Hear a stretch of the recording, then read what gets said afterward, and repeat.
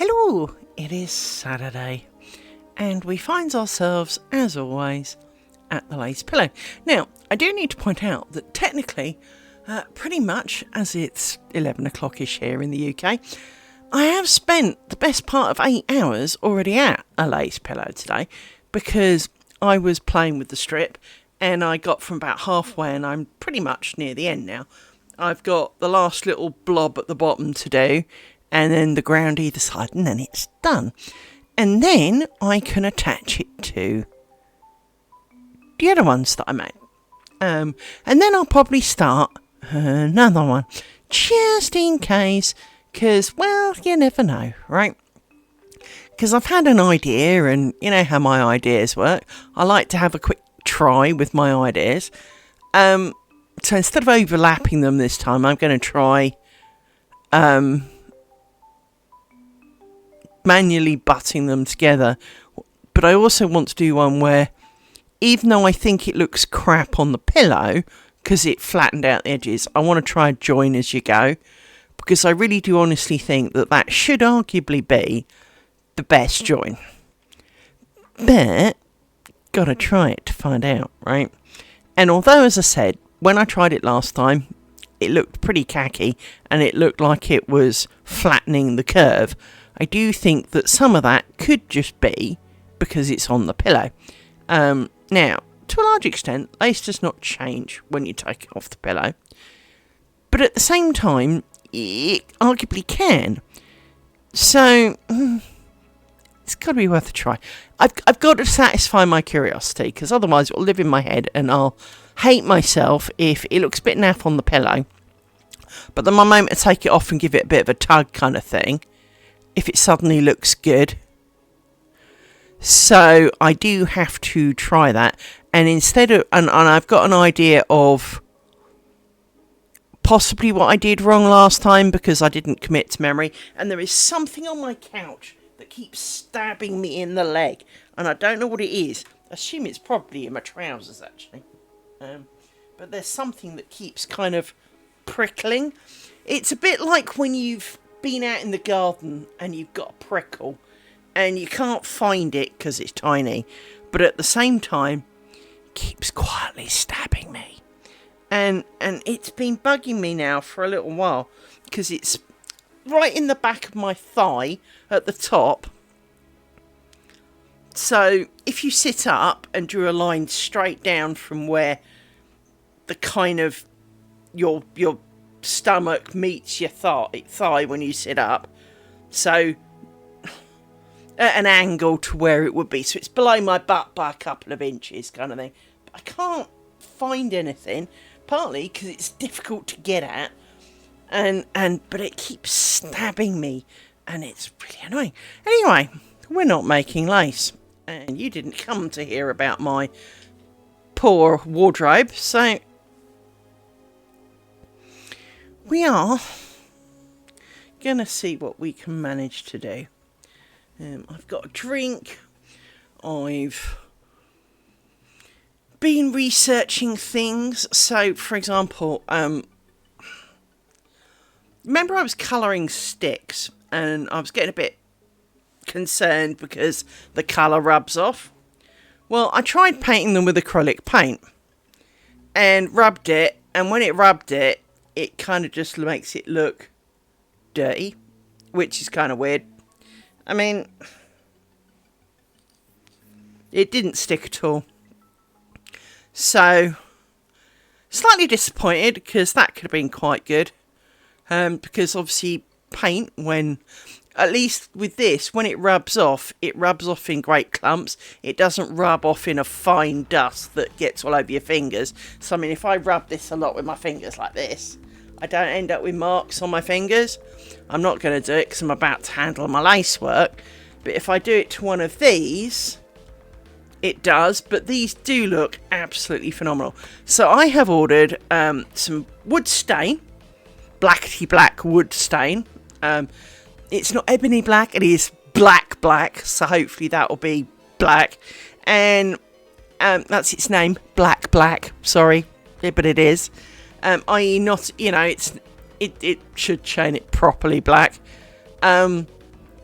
and I've ordered some varnish, and I've also ordered for the ladies amongst us do you remember in the 80s those cheap makeup palettes would have nasty little sponge applicators? Basically, I've ordered a bunch of them to apply the varnish with, so I can do quite a thin layer of it, but without brush marks and without drips and without caring, because, well, they're cheap, nasty little sponges. And so hopefully that will work quite well. And so between the stain and between the varnish, I can hopefully kind of go a little bit for that. Because I do think, having rubbed these a lot, what I will say is when it's got a fresh layer on, you can tell where the fresh layer is. It's got kind of a red sheen to it. When you've rubbed it, it's kind of black. So I think it is just like, in dyer's terms, it's over dye. It is the spare pigment coming off. Now, a little bit curious as to, what to do to extract the extra dye. What counts, at what point will it stop coming off? Because obviously, as lace making is predominantly made with white thread, black dust coming off that is a dye, kind of not a good plan. And so I do need to have the confidence that it's not going to wreck my project, because, well, that would be somewhat hurtful, would it not? Because no one really wants to discover that their beautiful project has died because the inner, it almost goes in waves of starts at white, fades to black, as it gets nearer to the threads that were out closest to the bobbin. Now, obviously, to a large extent, unlike knitting and crochet, you would normally argue that the thread does not have much friction against the bobbin. But Murphy's Law applies, right? It is that do you really want to risk it kind of moment. And obviously the short answer to that is no, I don't really. Just because, well, no, I don't. It doesn't really show on camera, but this is the one I had. And you can kind of see, like here, actually let me zoom in a lot and see what I can see on my screen as well. Let me make this bigger so I can see what you see. And it's very difficult for me to do this because looking sideways and doing it is worse than reversing a car. So if I look at this, you can see, it's not very well, but you can see there near my left hand, there's a clear dirty mark, and there's dirty marks along the thread. And you just don't need that in your life. Nobody needs that in their life. And why does that picture not look that sharp? Shouldn't be any different. So, the experiments continue, but I did glue these two. The glue is not exactly, concrete. It's not gonna, I could easily part them if I wanted to. But I have glued the two bobbins that I made. And I am very pleased with how they feel as bobbins. And I have given it some thought. So, for example, you can get carbon fibre rods. And it dawned on me that those could be quite nice. Although they're not wood. Again, why not? It's a day with a one it, but they are quite expensive for what they are. But like everything, if you make the perfect thing, it's worth it, right? So I'm not going to pretend that they are perfect. But I am very happy with how they are at this time. They are to use, right, there's something on my plinth of my table. I think it's cables. Feels like cables. Oh look, cables. Get out of the way. That's right, it was That's better. Meant when I put my foot down, it kind of moved, which I'm very sensitive to. Again, I blame slightly autistic feelings on that one. And I'm very sensitive to slipping feet. So, for example, I'm a nightmare to go swimming with. If you go down the local swimming pool here, they've got like the knobbly, kind of that size knobbles on the tiles, so that, you know, you don't step on puddles of water and all the rest of it. I can't walk. I feel like I'm stepping on sheer ice, and I walk around like I'm about to die at any moment, and it's painful for people to watch, and for me to walk on. I absolutely hate it. And as far as I remember, I have never fallen over on them. So it's not like I've got a childhood fear of, because I fell over once and wanged me head on the floor or something. I mean, don't get me wrong, falling over is not a graceful thing I do, but at the same time, you know, it's not like I've got in my memory the fear of falling and smacking my head. And I mean, I have slipped in dog wee and bust a knee, but you know, that was in dog wee on a laminate floor that's kind of shiny, and I can walk on a shiny laminate floor, just not a wet one. And you know, it's kind of weird. So I do realise that it is very much a me issue, although I'm pretty sure I'm not the only person in the world who finds it uncomfortable, in the set, mentally uncomfortable to walk on. You know, you don't feel secure and safe in your feet. Just checking which pair that is. Yep, that's that pair there. That's good. Right. So, time for some work.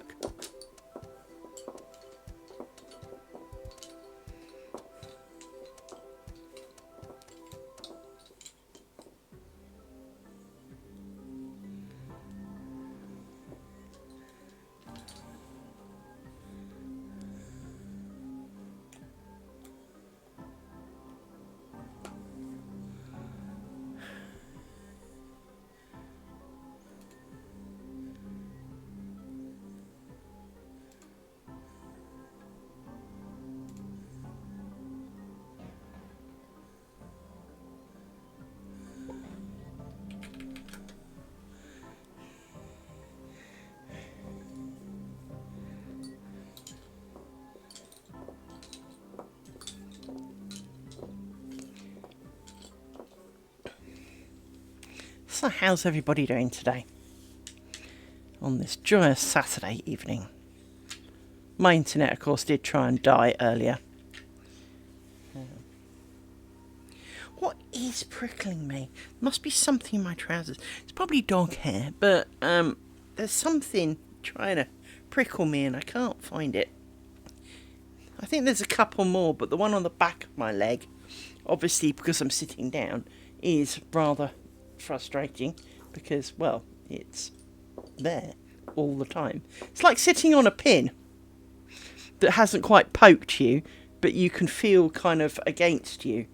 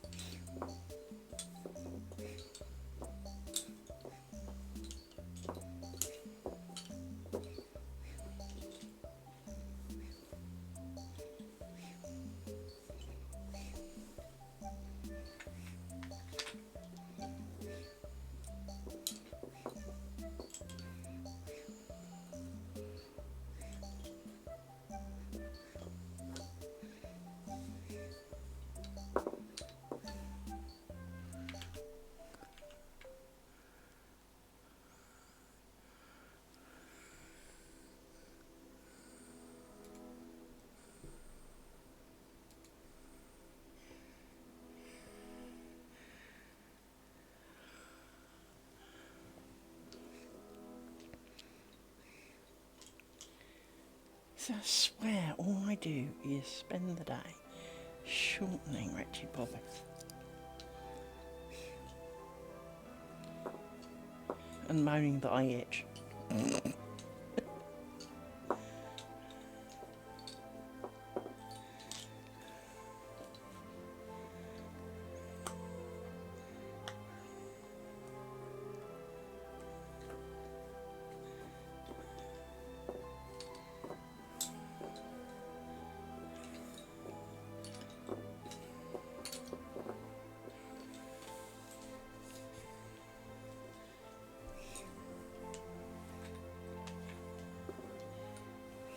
Where's my scratchy thing?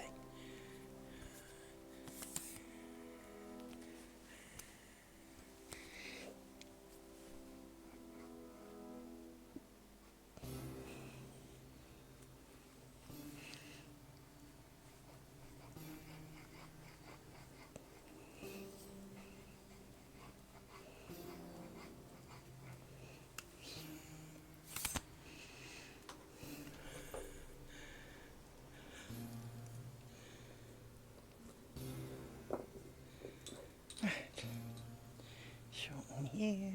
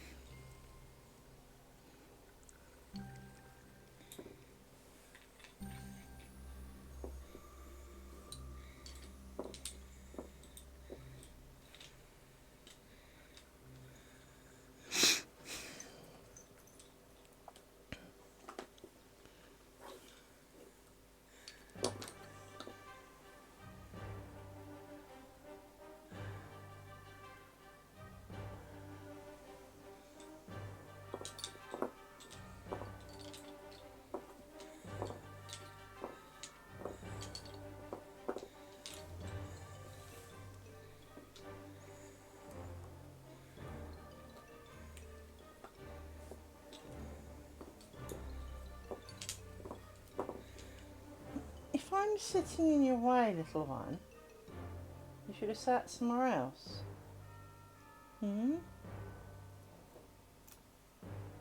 Shouldn't you? Eh? Where's your paw? I'm not sitting on it, am I?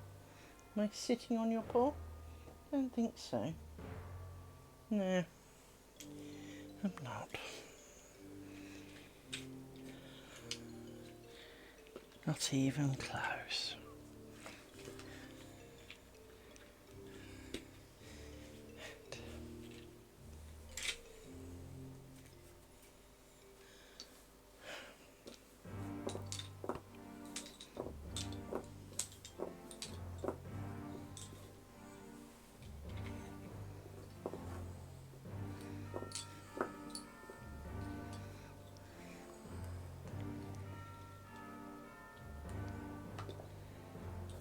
The weather here in the UK has been really weird the last couple of days.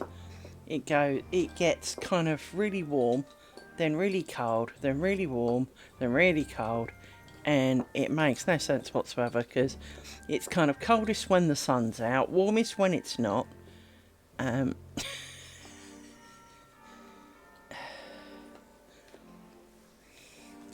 it's not been exactly warm today, but now it's 11 o'clock at night. It's quite muggy, distinctly annoying.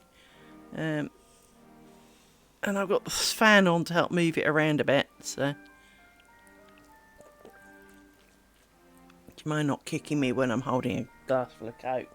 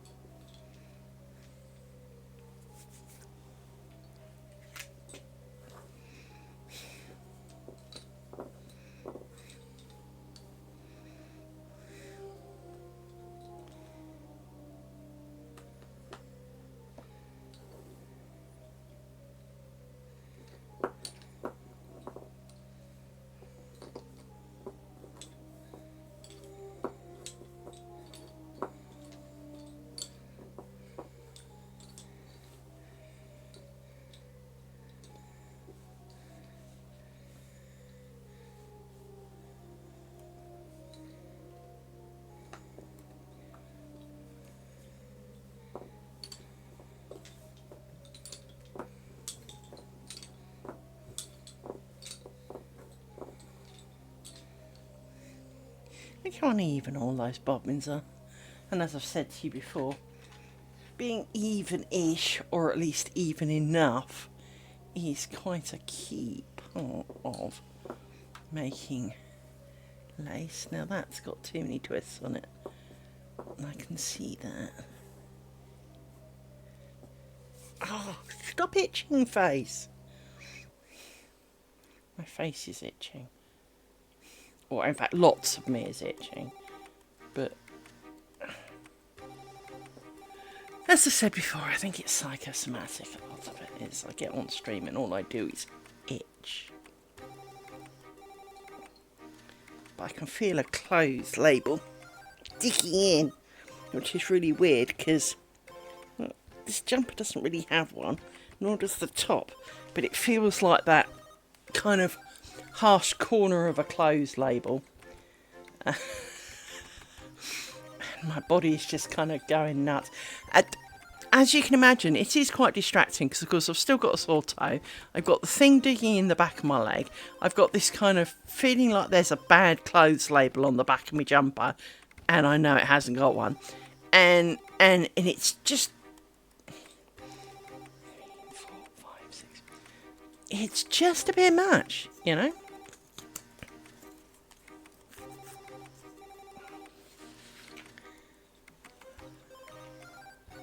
So it would be allergies or something, but it's not. It's just my brain being annoying. So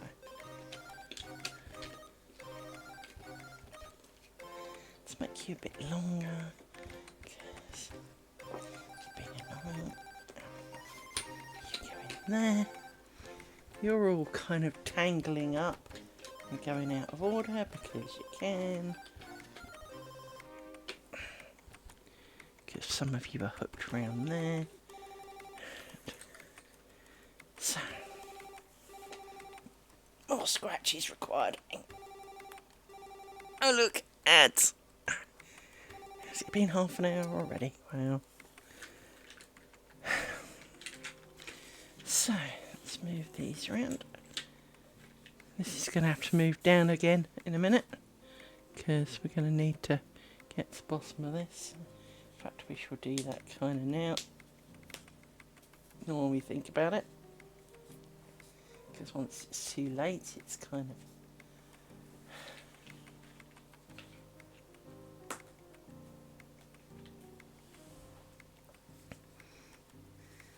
As I said before, this cloth is entirely optional, but it is also kind of nice to have. So I was looking for the other white pin. I don't know what I did with it. I thought it was here. Is it on the inside of this? No?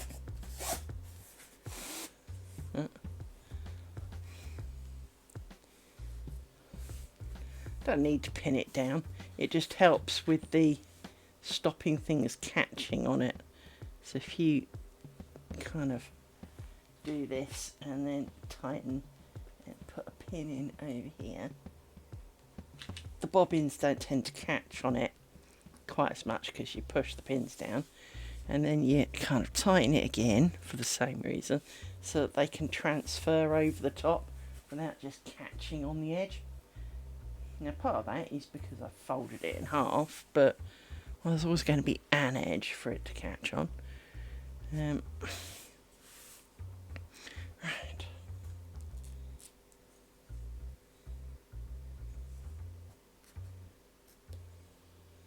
have to wonder what I did with the white pin. Because there were 3, and now there's only 2. And I remember putting it somewhere. And as I always dig them in the edges here, seems apparently not. I must have put it back in the thing.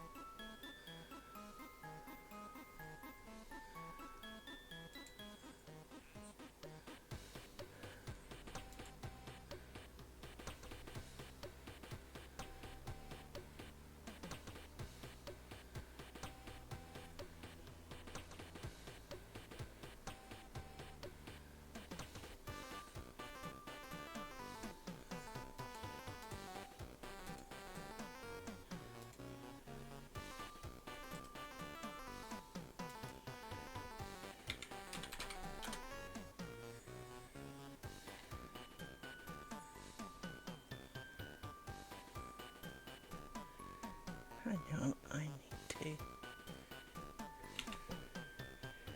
Google something.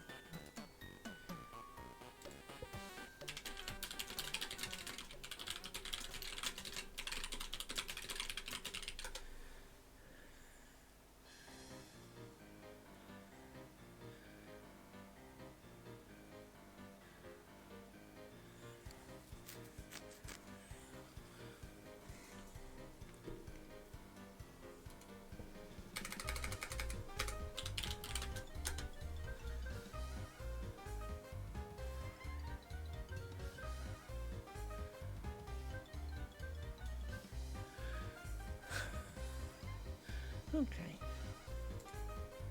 Let me have a look in the settings.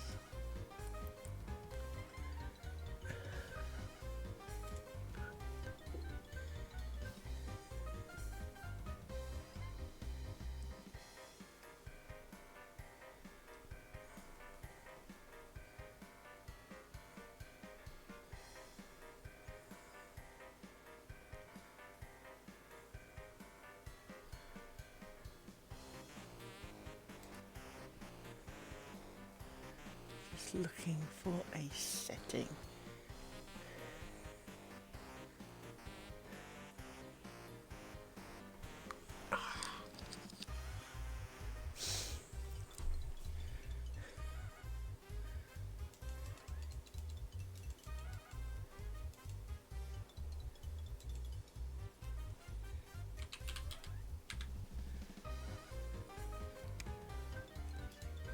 I do hate it when they make it so complicated.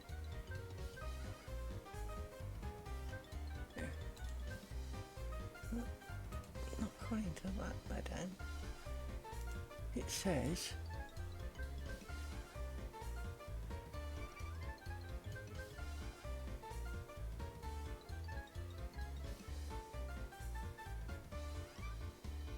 You can set streamer mode in Discord with a keybind. Except the fact that, not obviously you can't. Cogwheel next to your username and click go streamer mode. Really? Cogwheel next to your thing. Okay.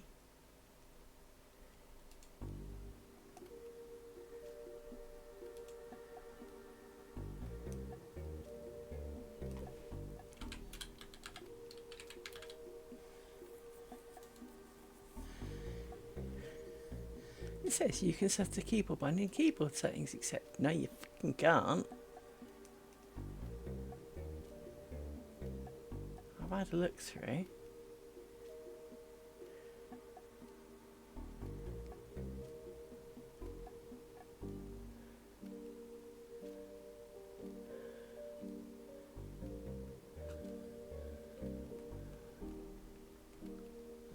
It also says keybinds are disabled while this panel is visible.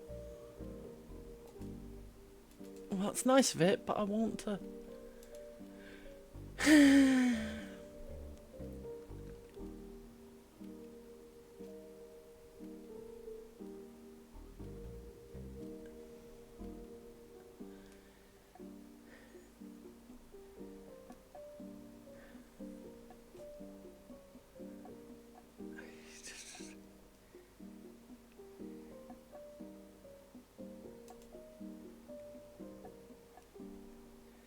I do hate it when it says go here and then there's no mention of it.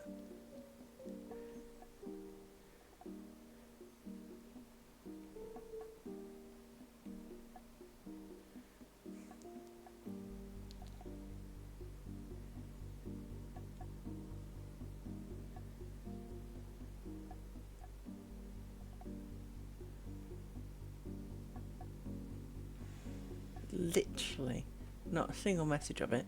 And when you hit add a keybind, you've got like push to talk, toggle this, toggle that. Oh no, there's a streamer mode. Oh good. What am I going to what shall I record it to? F12. There you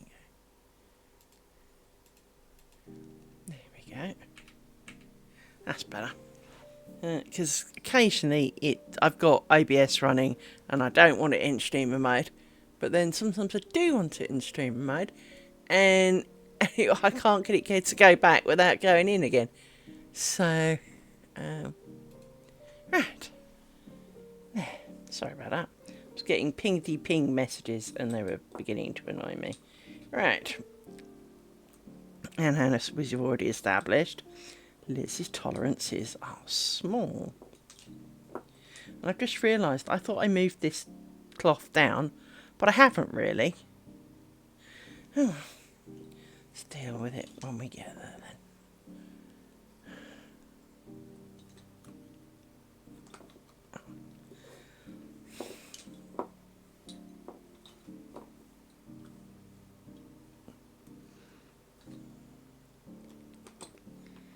I've got more itches.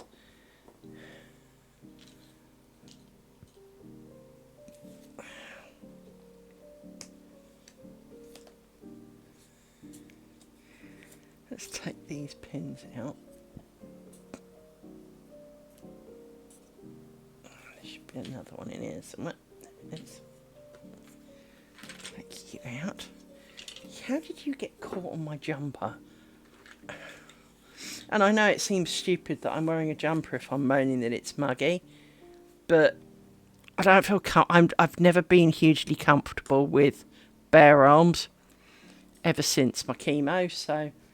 And it's become almost like a habit. So,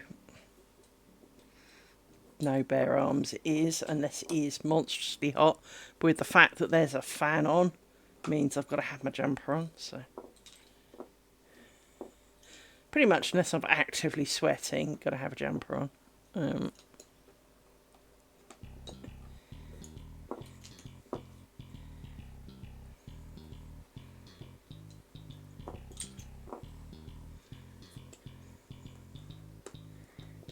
I am a weird person. As I say, I don't think I'm the only one that's kind of like this.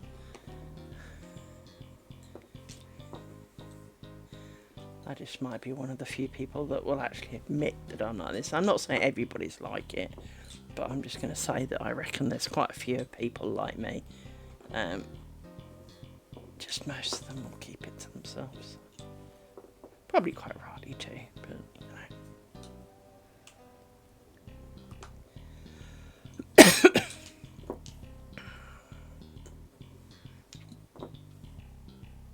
So you're getting longer.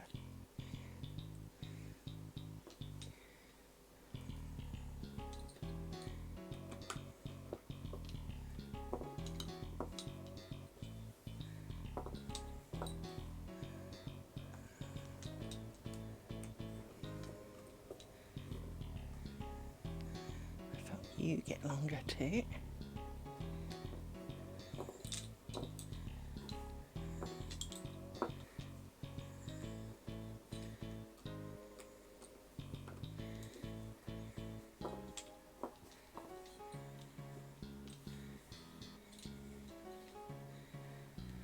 Let me move my microphone because it's proving to be in a slightly annoying position. Hang on. Sorry if you hear weird noises when I do this.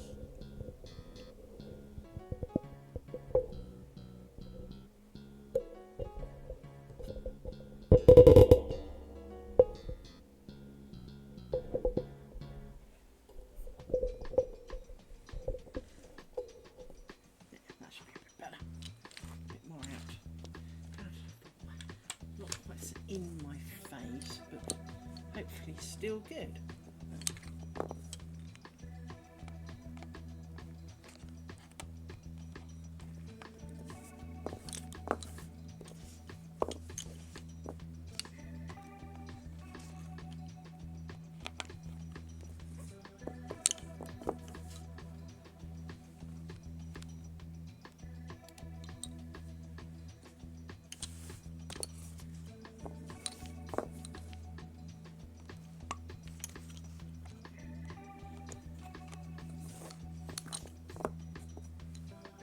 Right, your bobbins.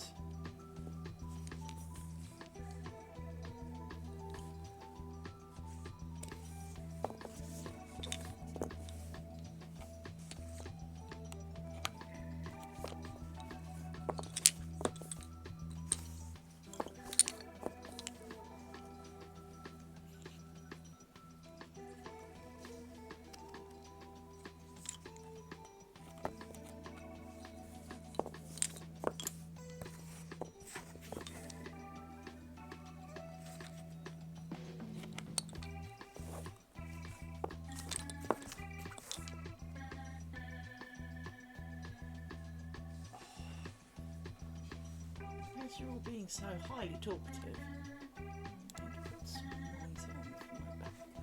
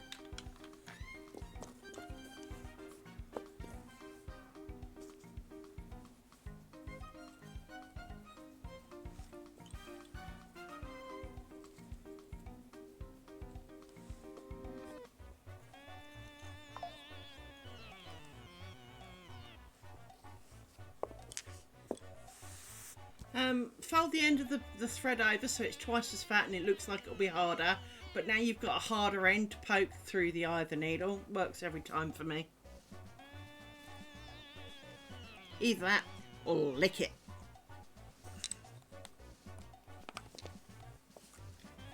I'd say give it to me, but it's a bit of a long drive.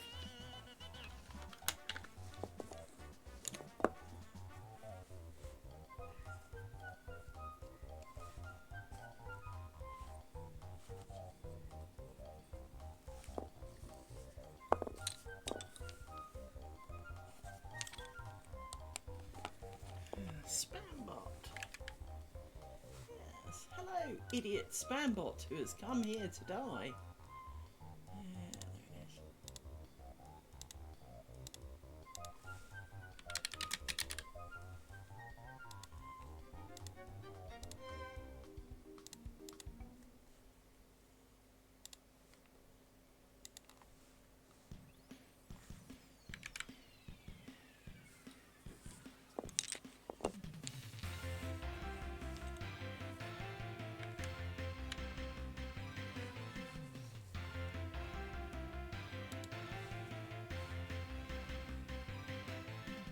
That should fit.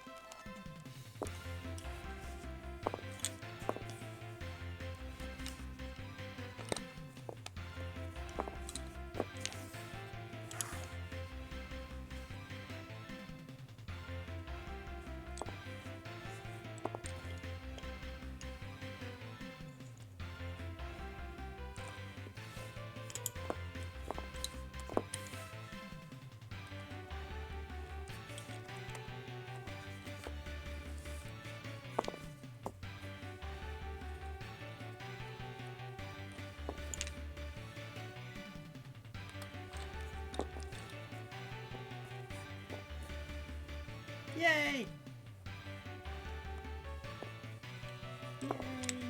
Go nautical.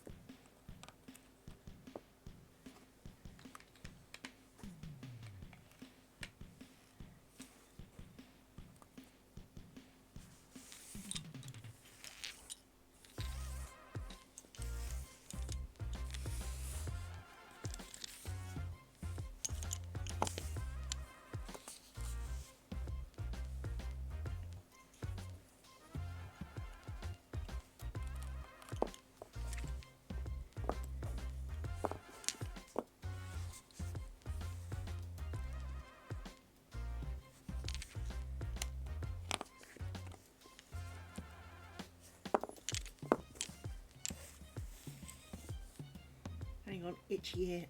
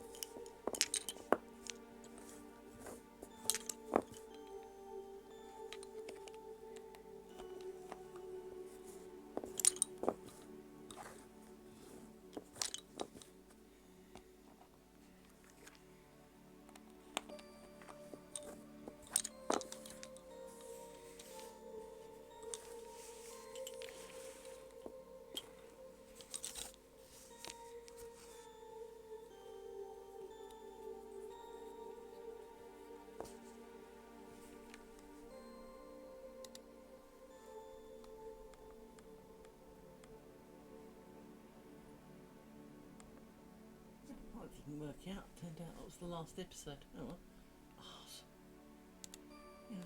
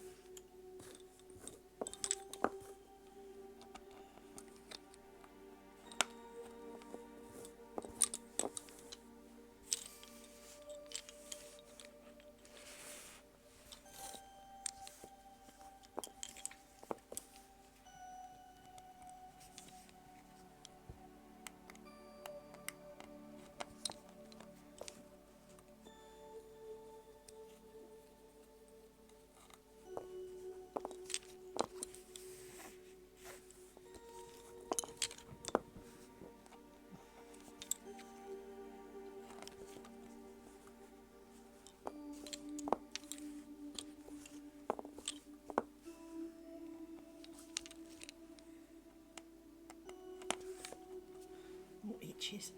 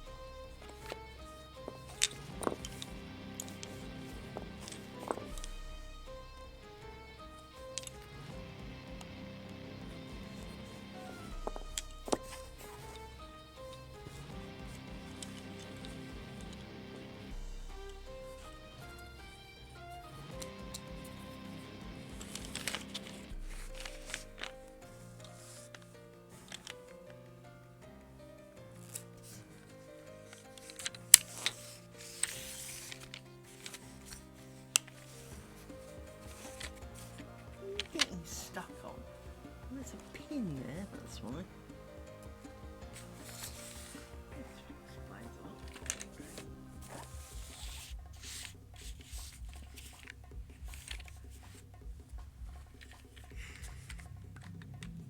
I think the heating was on.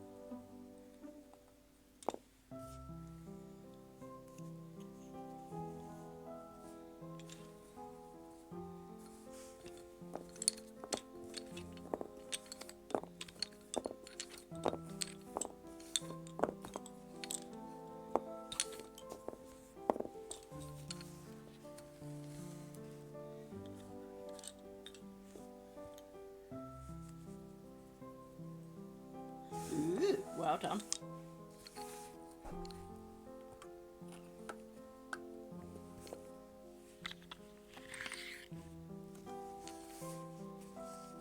Hello. It's getting a bit warm, considering it's midnight and it really should be getting colder. It seems to be getting warmer, frankly. Not quite sure how this works. It's been something that's happened here in the UK. I know, must be getting close for 10 years now. And I was discussing with someone else, and it's not my imagination, because I know a few people have said this to me. In that, how, when the sun has gone down, does it get frigging hotter? And it's almost like the clock's 6 hours out, but no one's told the light settings. It's like if you were in a game, and obviously there's a skybox, and the sun kind of goes over the top. It's like it's 6 hours out, because it is ridiculously, yeah,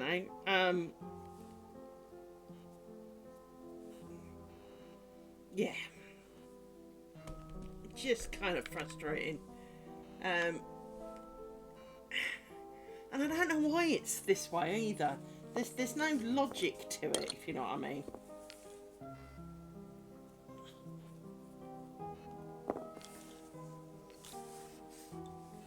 But it's making me itch.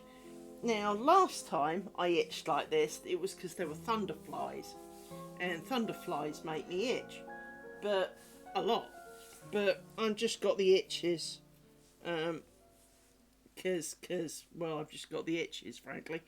I'm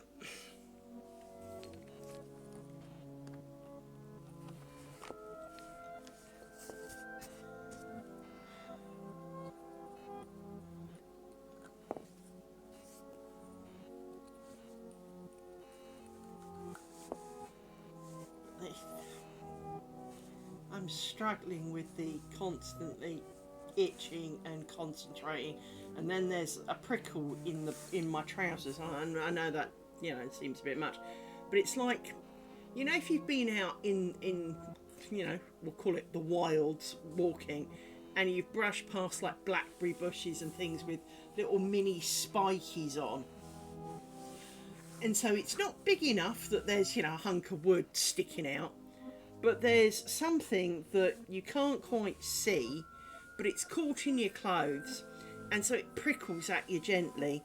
I feel like I've got a couple of those, and well, didn't knowingly walk near anything that should cause such an effect, but hey, you know.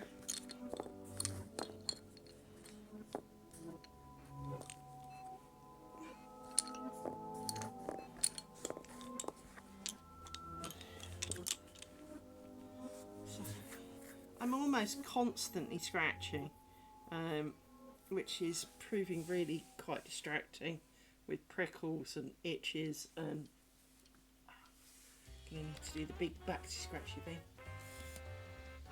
Well, there is that. I mean, you know, it's not like you can see me, so, you know, there's always that bonus, you know.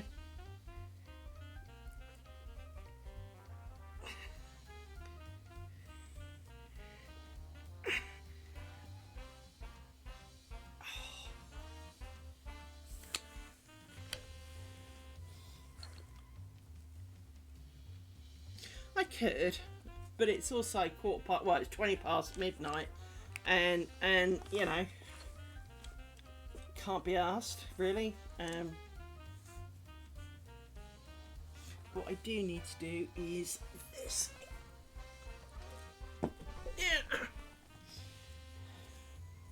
Yeah, if it was 2 o'clock in the afternoon, yeah, that would be worth it, but you know, this late on in the day, not really. Problem is, it's also the trousers, and you know, but then I'd feel cold because I'd be sitting in me pants, and it, you know, it's kind of, I mean, it is mainly kind of torso, but there are itches. It's I swear my itch sensitivity, basically, yeah.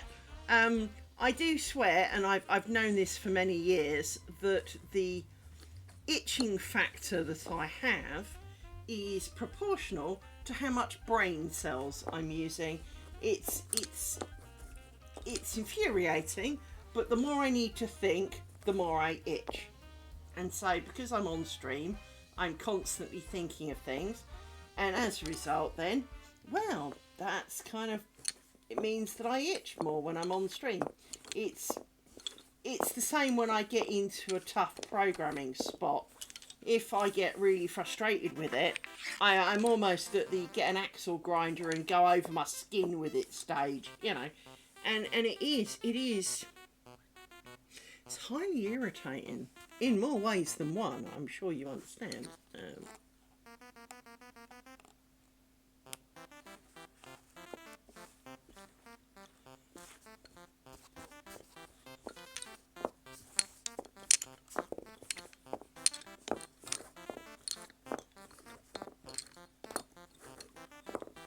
Did I add one then? I don't think I did. 1, 2, 3, 4, 5, but I have 5. So I must have done. But I didn't.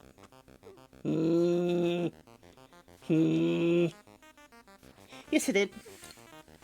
Yes, I did. Yes, I did. It's okay. Yes, I did.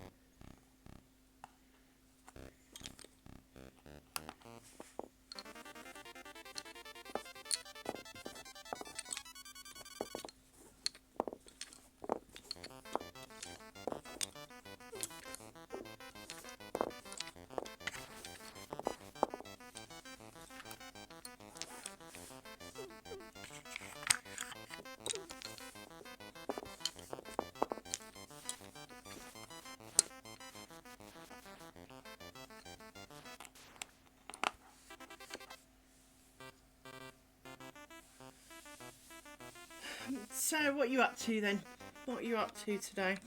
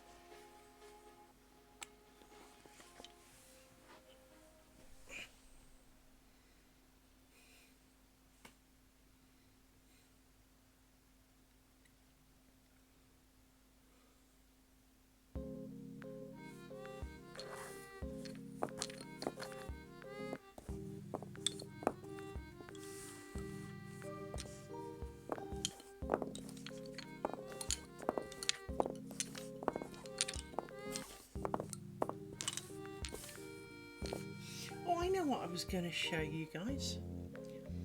Let's see if I can find it. Hang on.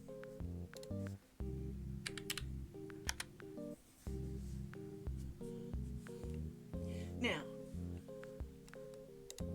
no worries. Now, clearly, I need to point out before I show it to you, this is something I will not be making. However, I thought these were exceptionally pretty. So let me do that and you should be able to see what I see. Yeah, you do. These net curtains with the little birdies on are very pretty, and did dawn on me whether I could or could not achieve this. Now, to an extent, possibly. It does look, if you look at the very bottom, it does look a little jaggedy.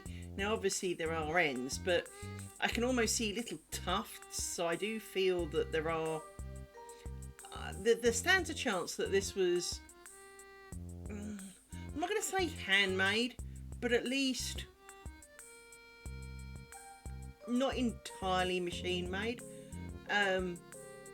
Now, there is an awful lot of lace work that does the rounds, which is arguably you get a mesh and then use a sewing machine to kind of fill in holes and so on. And so, but if you look at the bit above the birdies in the panels, you can see like this intermittent-y kind of set of lines, and they are potentially the same on everyone, so it is a deliberate act. Just looking at some of the bottoms, it does appear to be a deliberate act, but I quite like the fact that there's this sort of semi-quasi-random kind of thing in the mesh above the birds. But I do like the colourful birds inside the white, and the fact now obviously it's kind of a half curtain, and it's made of 2 panels which overlap in the middle,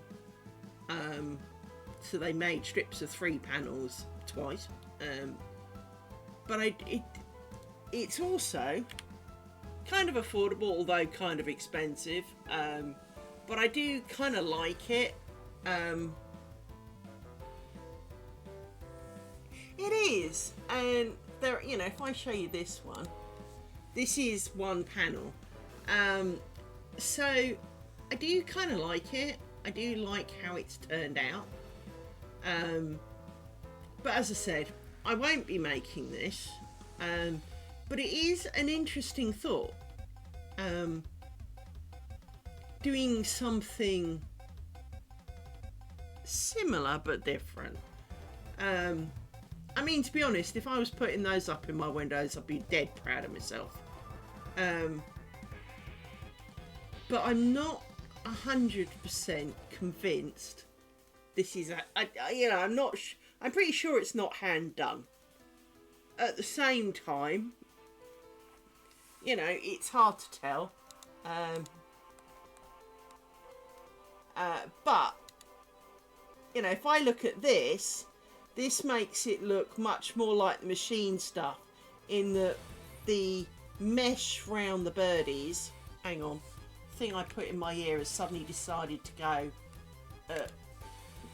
lightning loud, and I can't cope with it anymore, so let me put you back to there a minute for copyright reasons. Is there a volume thing? There is a volume thing. Right, there we go. Because sometimes there is no voluntary no thing, so if you look at the mesh above and below, there are lots of like individual strands, and this would suggest that it's machine made, which is slightly disappointing.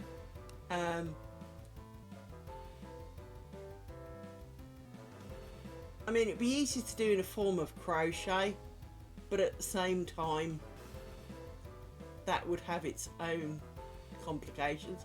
But I do really, really, really like that. I think that's very pretty. I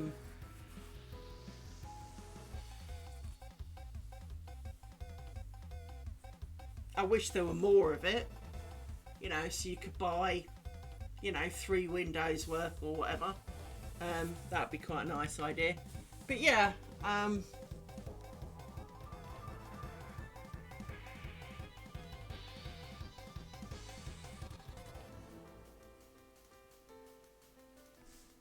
what does it say about it?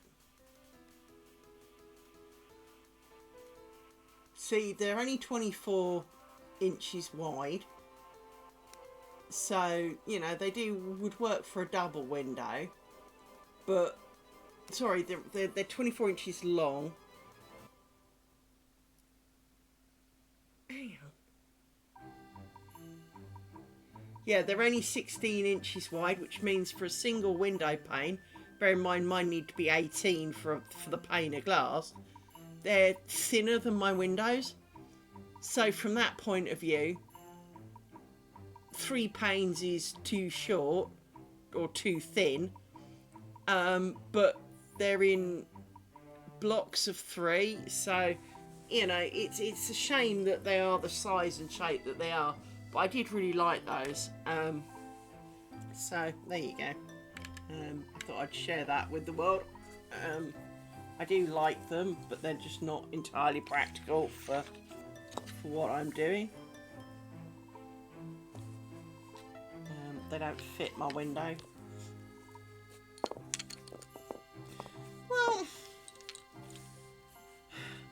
I could probably make my own if I put a lot of thought into it. They're not, I mean, if you look at what I'm doing now, you know, they would take a lot of thought and preparation and some artistry that I don't entirely possess. So I'd have to get someone else to draw the birds for me, pretty much. And then try and... Now, part of the other problem is, of course, is because it's machine done, so they just like sew backwards and forwards over the mesh. I could make the mesh, and I've got a sewing machine, so in essence, I could look to do it.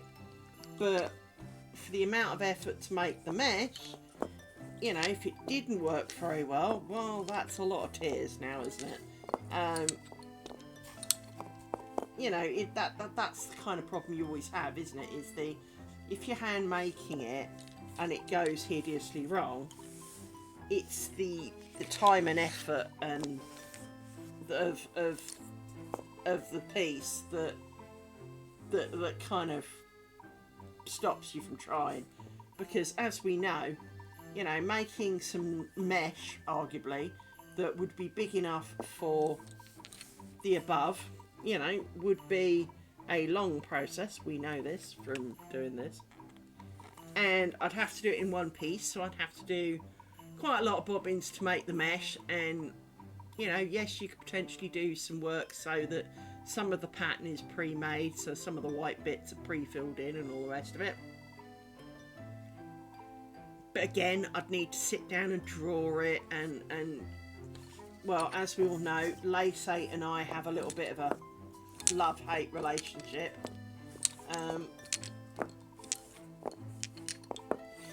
I think it would... I'm not sure I could do it justice without loss of sanity. It's like making a curtain in one piece. In principle, I have all the skills to do it. In practice, I have not got the sanity, right? And it's not that I wouldn't want to. I mean, don't get me wrong, my brain's going, yeah. But I also know that it's just not, you know, like we've... Sorry, dog's rabbiting in the sleep. You know, like I've said before, it's...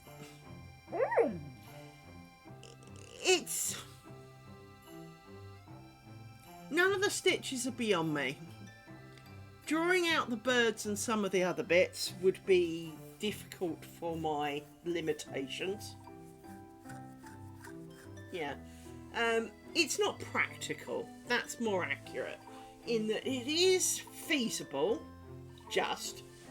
but it's not practical because I'd need someone else to draw the birds. I'd need lace 8 to not be a pile of crap, or I'd have to do it in another tool and have other issues potentially. It could get really messy, but in principle, sure. In principle, it would be possible to achieve, and not beyond arguably my technical capabilities to do the work, but it's much like if you can build a chair, you can build a table. If you can build a table, you can arguably build a shed. If you can build a shed, well then you can build a house. But it becomes the practicalities of, well, then you need scaffolding, then you need this, and that makes it more complicated and more likely to go wrong. And if you don't get the bottom bit right in a tool shed, in a house, big problem, so I don't know, I just kind of I've done that one once, so hang on, having brain farts are stopped in the middle. Hang on. 1, 2, 3, 4, 5. See, this doesn't add up. Why are you not adding up?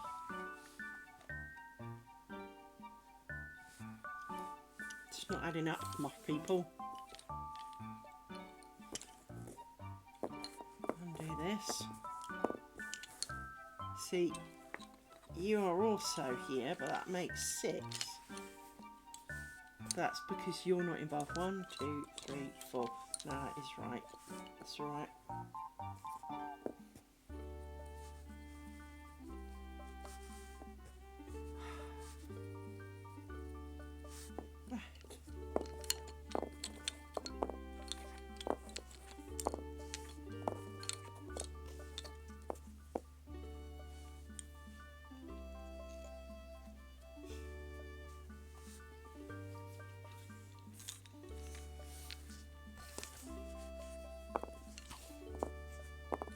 So yeah, it's like if I said to you, knit a jumper out of my lace cotton. Or, it's not that it's not possible. But you'd be talking of thousands of stitches, the tiniest flimsy of needles, And of course the ads have kicked in. But it would be a lot of time, and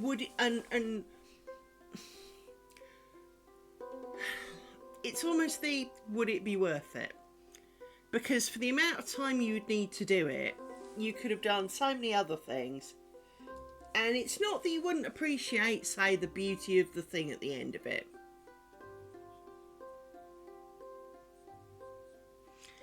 Well, and also you'd need 1mm needles, which you can buy, but they are flimsy as arse because, well, they're 1mm, and so you probably break a load, so you've got to add that, factor that into the cost, and predicting how many reels of sewing cotton you'd need, is not going to be that easy. And the last thing you want is to buy a load but not have bought enough, so then you need to buy an almighty truckload of the wretched things, and it becomes the yes I could, and with all reasonable technicalities, there's no reason why I would not complete it. Maybe by the time I die, but I would not complete it. But the practical side of you says it's not. The effort and the amount of, if you dropped a stitch, the amount of effort to put it back, because if there'd be, it would inevitably run down, as inches upon inches. Well, it is that kind of level, though, isn't it? It's going to be your Sistine Chapel. It's got to be that level of work. It's going to be you know, my once in a lifetime defining moment, and is arguably a net curtain for my house in this case worth that level of dedication? The answer really is no. Would I like it? Yeah. Would it be as glorious? Probably not, because, well, you know, and you can't really experiment for it. It's yeah, it would be a very difficult to do project. 1, 2, 3, 4, 5, 6. So it's not that I wouldn't want to, because I would. Why do you think I bookmarked it? Because I want to stare at it and decide how feasible it would be. But to be honest, I think it would be much better to do something like that out of crochet. To a large extent. Build the kind of base curtain out of crochet. It would probably be a lot quicker and a lot better. Which is kind of weird, really. Considering, you know. Well, welcome to my brain cells. This is what they do to me all day. Oh, that's pretty, I could make that. Oh, that's pretty, I could make that. Yeah, but brain, you've already committed like 20 lifetimes. When the hell are you planning on doing this, you know?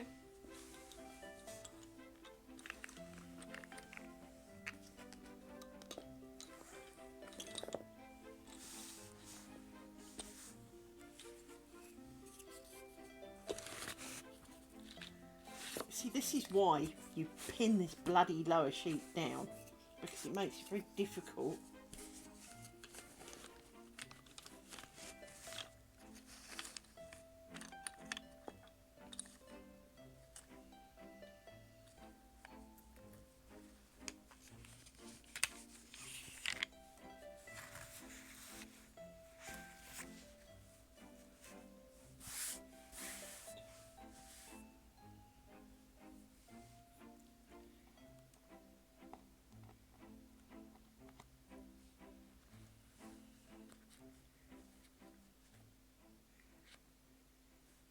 Well, and that's the thing, but like everything, once again, even more time to experiment with the, well, does this work better than that? Hence, you know, even my strips are, you know, slightly frustrating because, well, the strips are, you know, all the time I'm making strips, I could have been making something a little bit more useful. But it's like gauge swatches in knitting. Some of it, of course, is essential, but at the same time. Hello, welcome to my world. I don't technically have ADHD, but what I do have is a form of hoarding, and as Nautical and I were discussing earlier, in that there are things to hoard.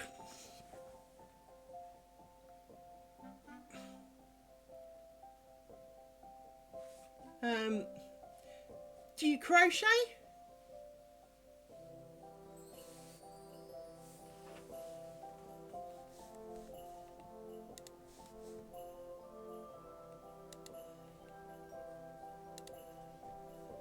Good. Hang on a moment then.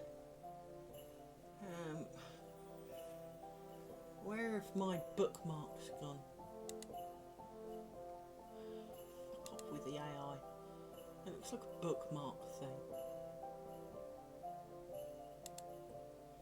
No.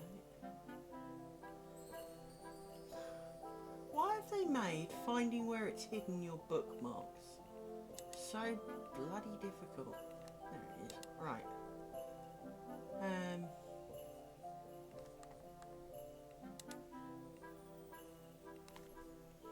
Right. This is not the best picture of it, but I made this. You're gonna zoom in? No, because of course the Wayback Machine. We found it the other day on Ravelry reading away here. I know it's knitting, but bear with me.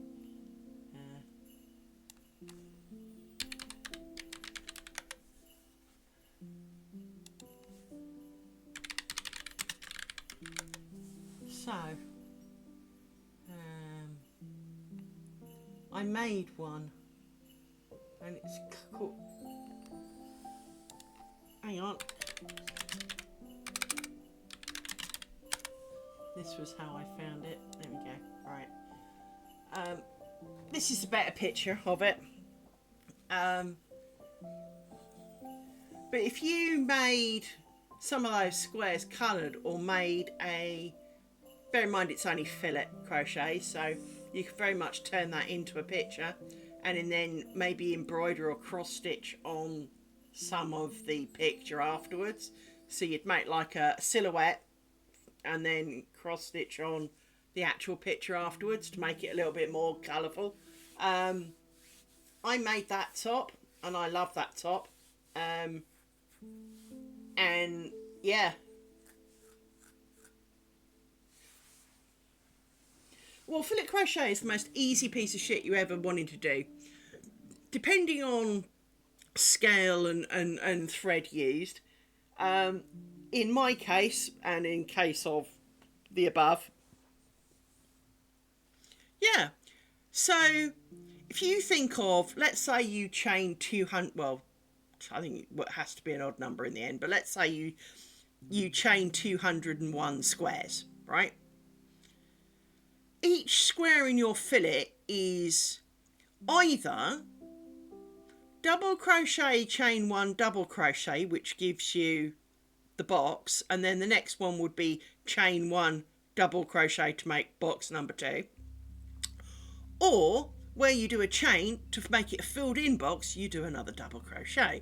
So a filled in box is 3, and a non-filled in box has a hole in the middle. That's it. That's all there is to it. And so that top, you chain on a load of stuff at the bottom, you kind of double miss one, double miss one, double miss one, and oh, it's ludicrously simple. If I go to oh, fuck off. Have you ever noticed you always press all the wrong keys? Alright, hang on. If I go here and here,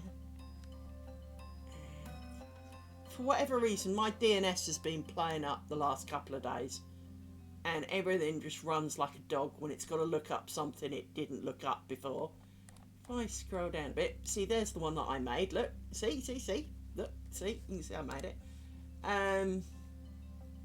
I made this pattern up myself, so you can actually see, if you zoom in almost, you can see the crochets in it.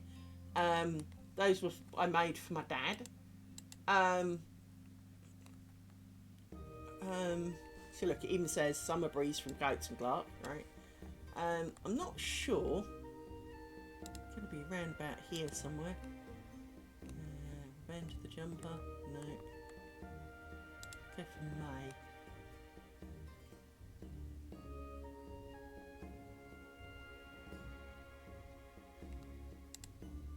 The problem is this no longer shows some of the pictures, which is really irritating. I don't think it was late as this. That's blankets. Yeah, I've moved well on since then, so this is earlier. It's definitely around this sort of time.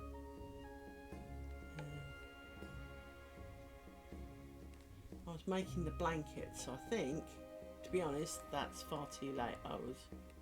It must have been April then.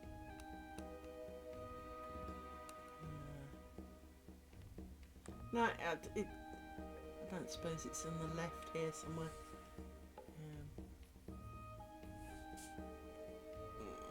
Nope. But it you know, it really is that simple, to be honest. You just need to chain the right number, and bear in mind that effectively for each square, in that case, it's 2 stitches plus 1 extra at the start. So, kind of, and I made sure that there were going to be a whole number of boxes so that it was even and all the rest of it. Because, well, in my mind, if you've got, I know, a gap and then a square, well, if it meets in the middle, See, that sounds good. Sometimes they get you to do 4 stitches for a square, so it would have 2 chains or 2 double crochets in the middle.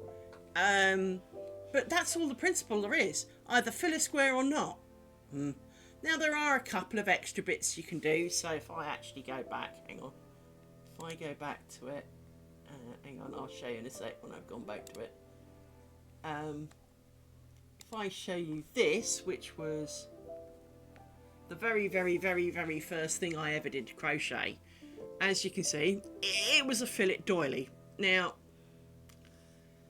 if you look along the edges, there's a couple of bits where there's like skanky bits, for want of a better word.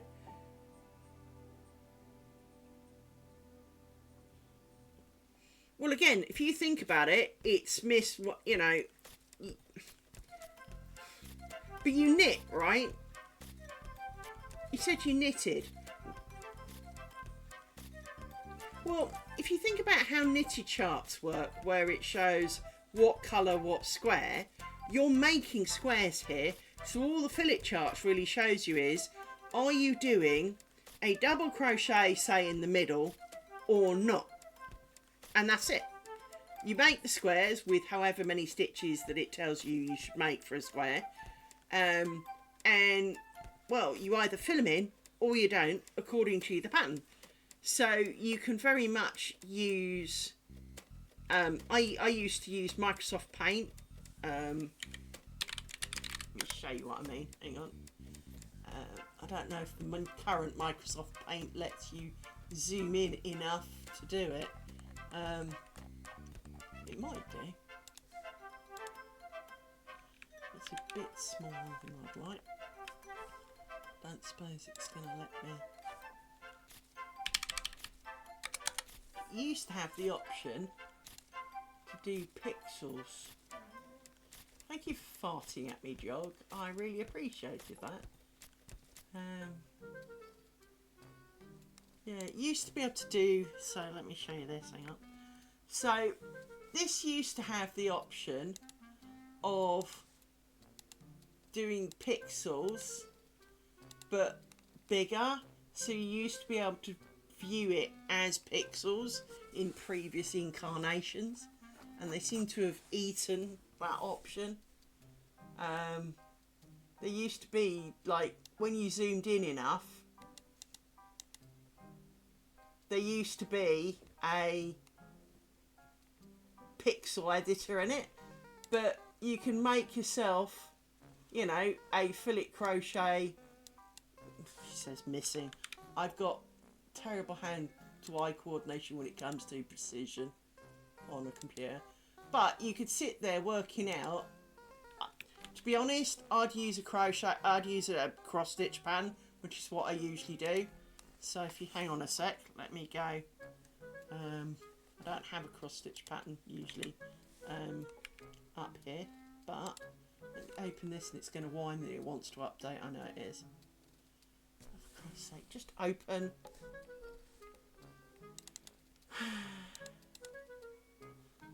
Yeah, hang on. Let me try and show you this. Hang on.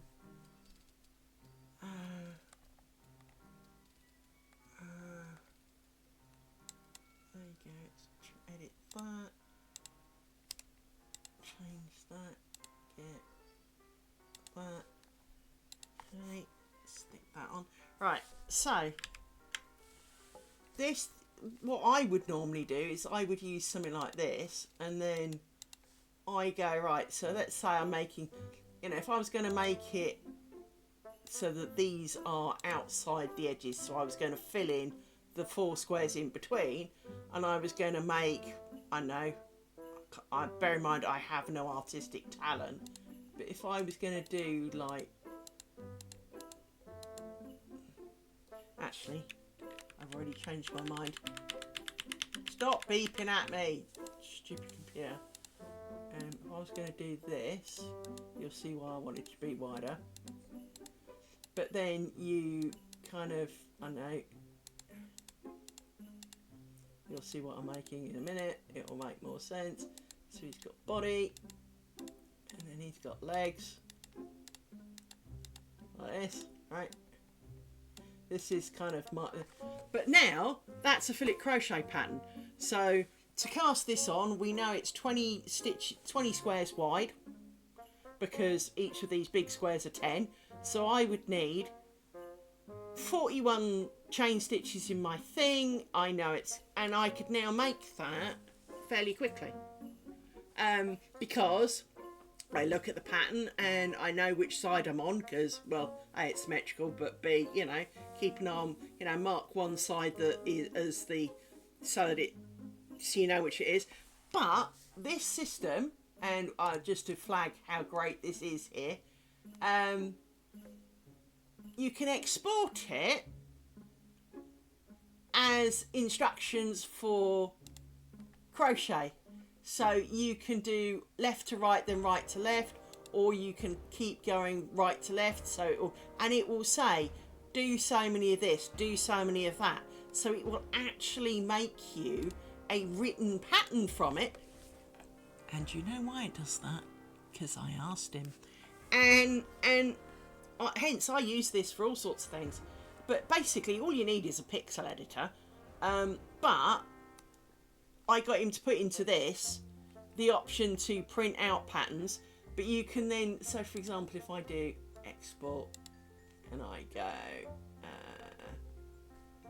crochet and I say left to right and right to left, doesn't really matter, go to a text file,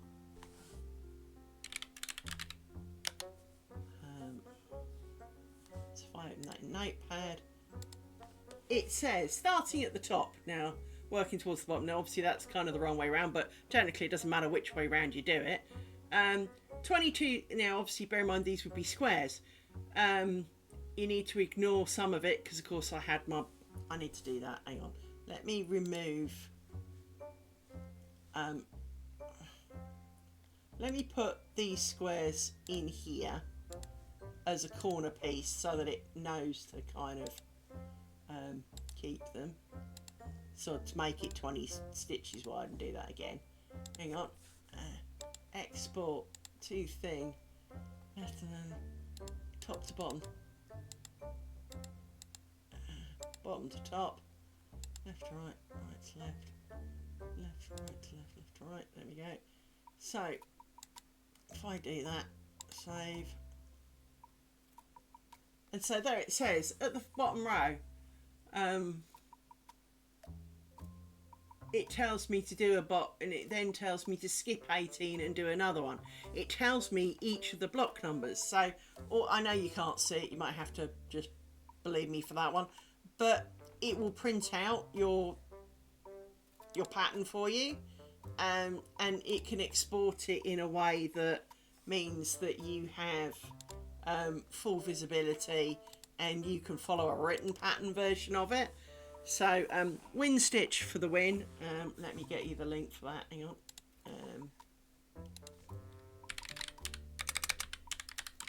Written by my mate Jeff, because he is super cool.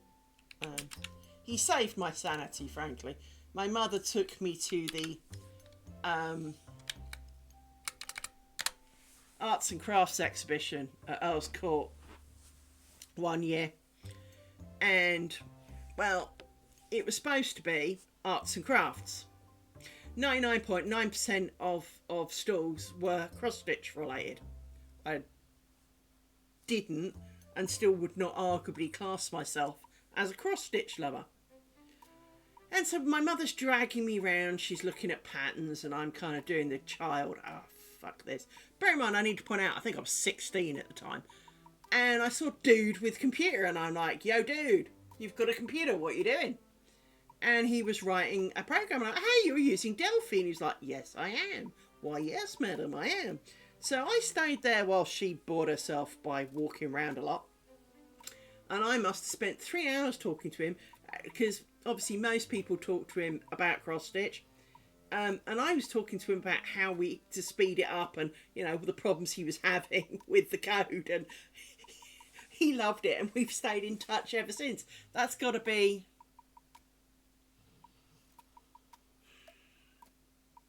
36 years ago now. We've known each other a long time. But when I said to him, hey, I've been using your shit for this, is there any chance you could do this to allow it to be more, well, friendly for what I want to use it for? Because, of course, I don't cross stitch. And he went, well, yes, you can. What do you want? And I went, well, it's really quite simple, actually. You know, can you do this? Yes. You know, and I said, if it's doing a coloured pattern, for example, can it print out, you know, like 3 red, 2 black, you know, 4 green? He went, yes, it can. So, yeah, I highly recommend it. And it's not exactly expensive. And so, yes, I highly recommend it to all sorts of people. Because it can be used for many other things. It does not have to be. I mean, you could use it for people who glue in beads into holes to make pretty pictures. You could do it with that. Because it will take a picture and convert it for you.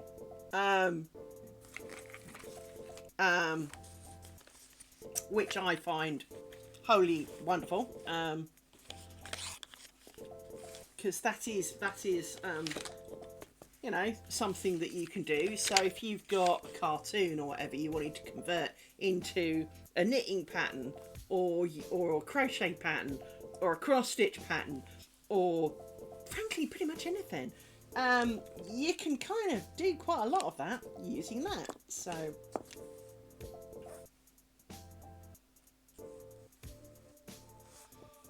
it is a very flexible program.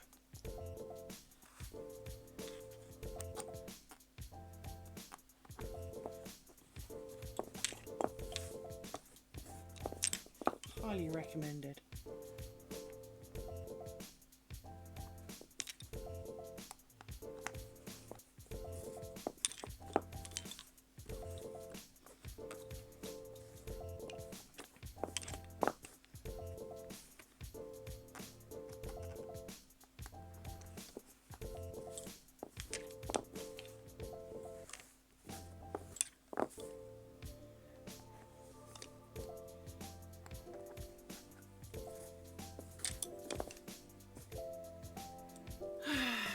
Bobbins.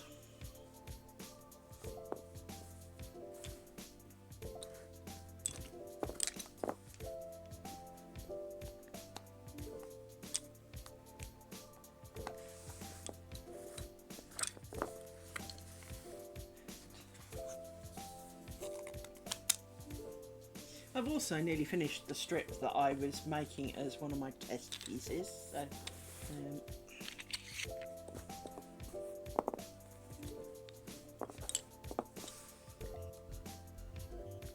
these ends are now getting on my nerves because they're wrapped round and have tangled in the pins. Again, something you don't tend to get with working on a roller pillow. Because obviously you don't come around to meet yourself in quite the same way.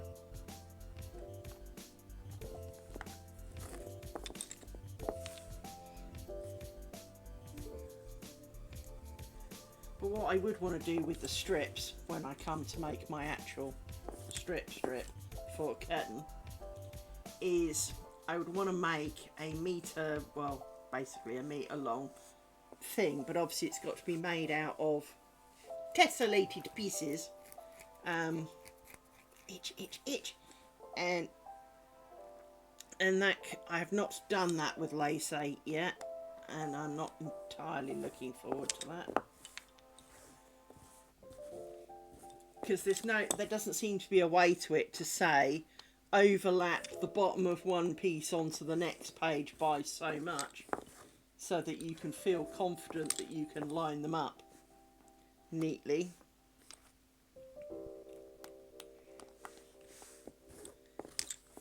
So I don't know if it does do it or it doesn't do it, because it might do it by default, but it doesn't say anything, it doesn't mention it anywhere. So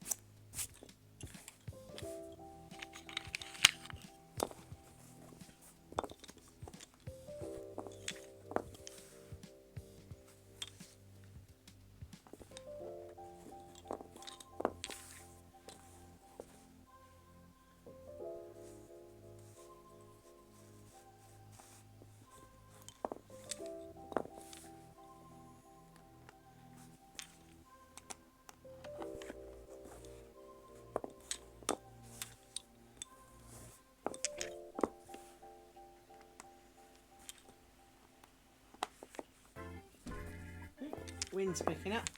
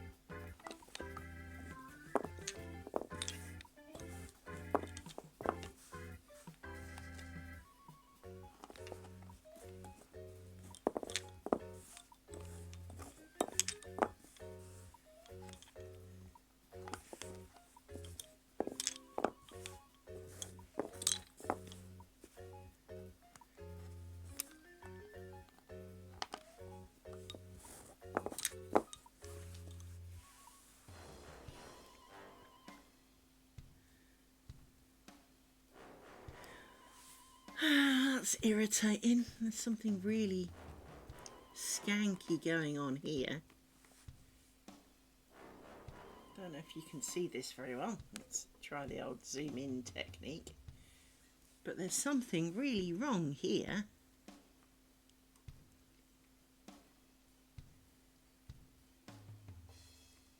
Obviously I got some pears round the wrong way by the looks of it, because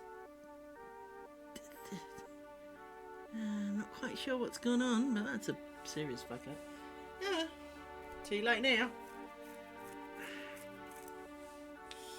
Far too late now. To go back and fix that, I'd have to undo all of that and the ones that we sewed off, I think, plus all of this. No, it's not happening. This is not being undone. This is not being undone. And, you know, it's just not a thing. But to be honest, as you know, throughout the journey, we have made mistakes in the past. And to be honest, yes, it shows from a bit of a distance, but it's only me that's going to see it. I'm annoyed with myself. And I think that's, you know, it's something to... I've noticed that there are quite a lot of mistakes. I wouldn't say it's a happy little accident, but at the same time, it's not worth crying over, right? But it is frustrating when you've tried so hard to do it right. And as you know, I've explained it many times, technically none of this is hard.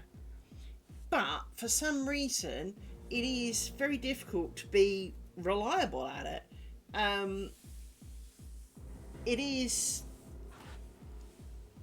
But it does make it very frustrating when you look back. And obviously, I can only now see that because it's kind of crept out behind a few more pins from my point of view. Because obviously, my angle of viewing means that kind of like this is kind of the bit that I see here.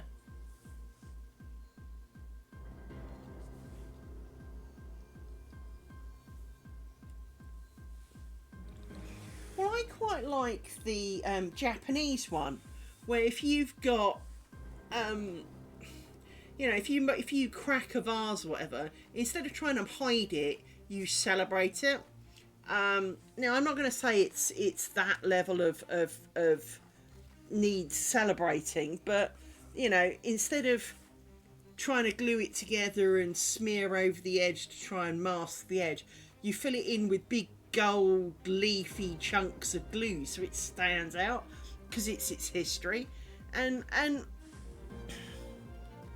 you know, I am not the most experienced lace maker in the world. Yeah, I can't remember what it's called either. But it is that kind of... I do kind of feel that there is quite a lot of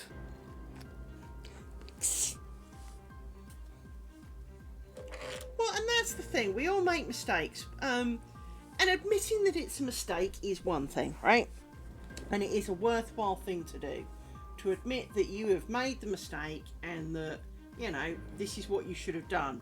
Or this is what you think went wrong. Because, you know, sometimes it's not always that obvious, right? But at the same time, she's just looking for where her scissors went. At the same time, there is also the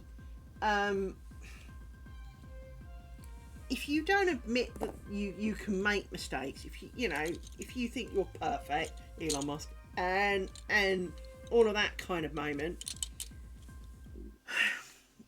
you're kind of delusional. Everyone can screw up, even the simplest of things.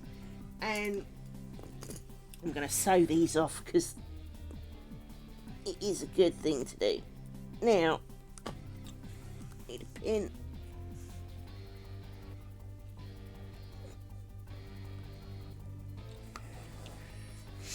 And, you know, we all, you know, no one intentionally fucks up, right? No one sits down in the morning and goes, today I am mostly gonna screw up this, right? No, said no man ever, right? You know, especially someone making a big crafty project. You know, chances are they're trying really hard to not screw it up because, well, that's a thing. And these freaking pins, I swear, you unattach it to from one pin. It's like snot on a finger. You unattach it from one and instantly it finds a new one to attach to. Come on.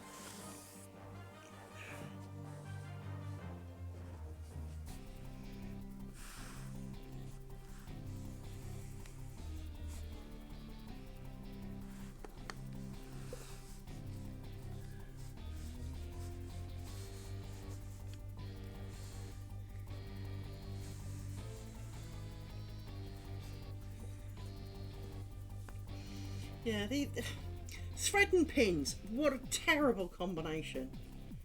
Oh, I've got itchy ear again.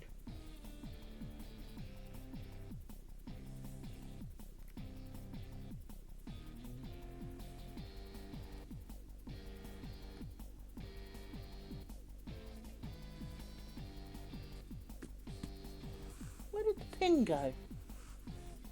Oh, of course the pin was from there, wasn't it? Put you back down. Let me steal this pin then.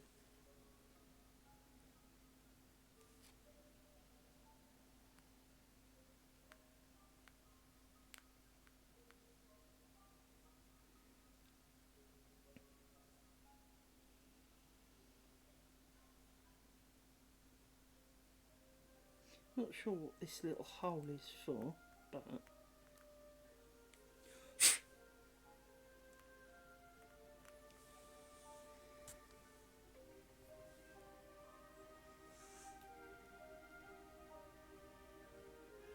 why is it now quiet? Where are my glasses? Can I mute it somehow? Doesn't look like it.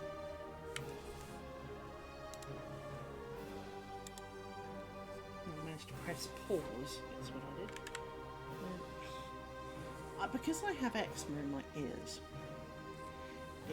I get very itchy ears and flaky skin, which is not conducive to earbuds, frankly.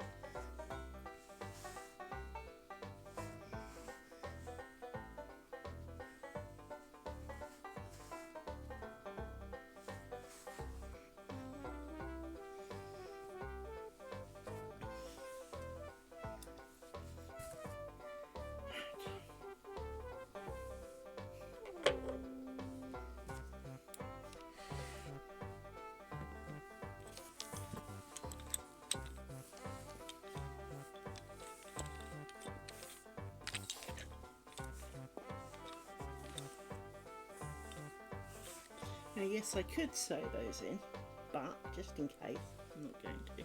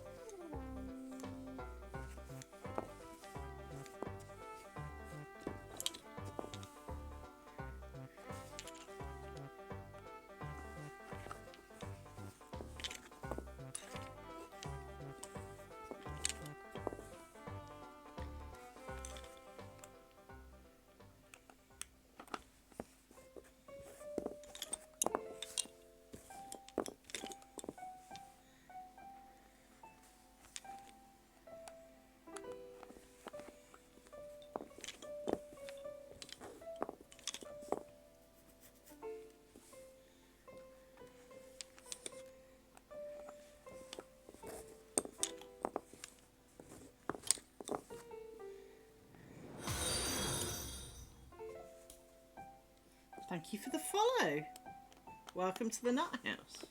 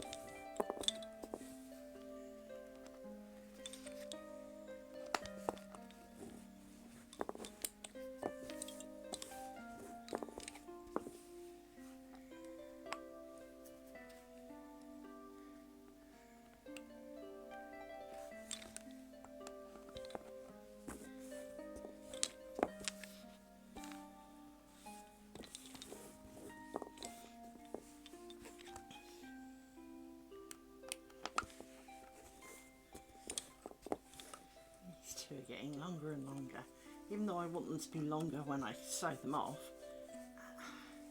They're just getting too long. I don't have any of this today, but it's driving me nuts.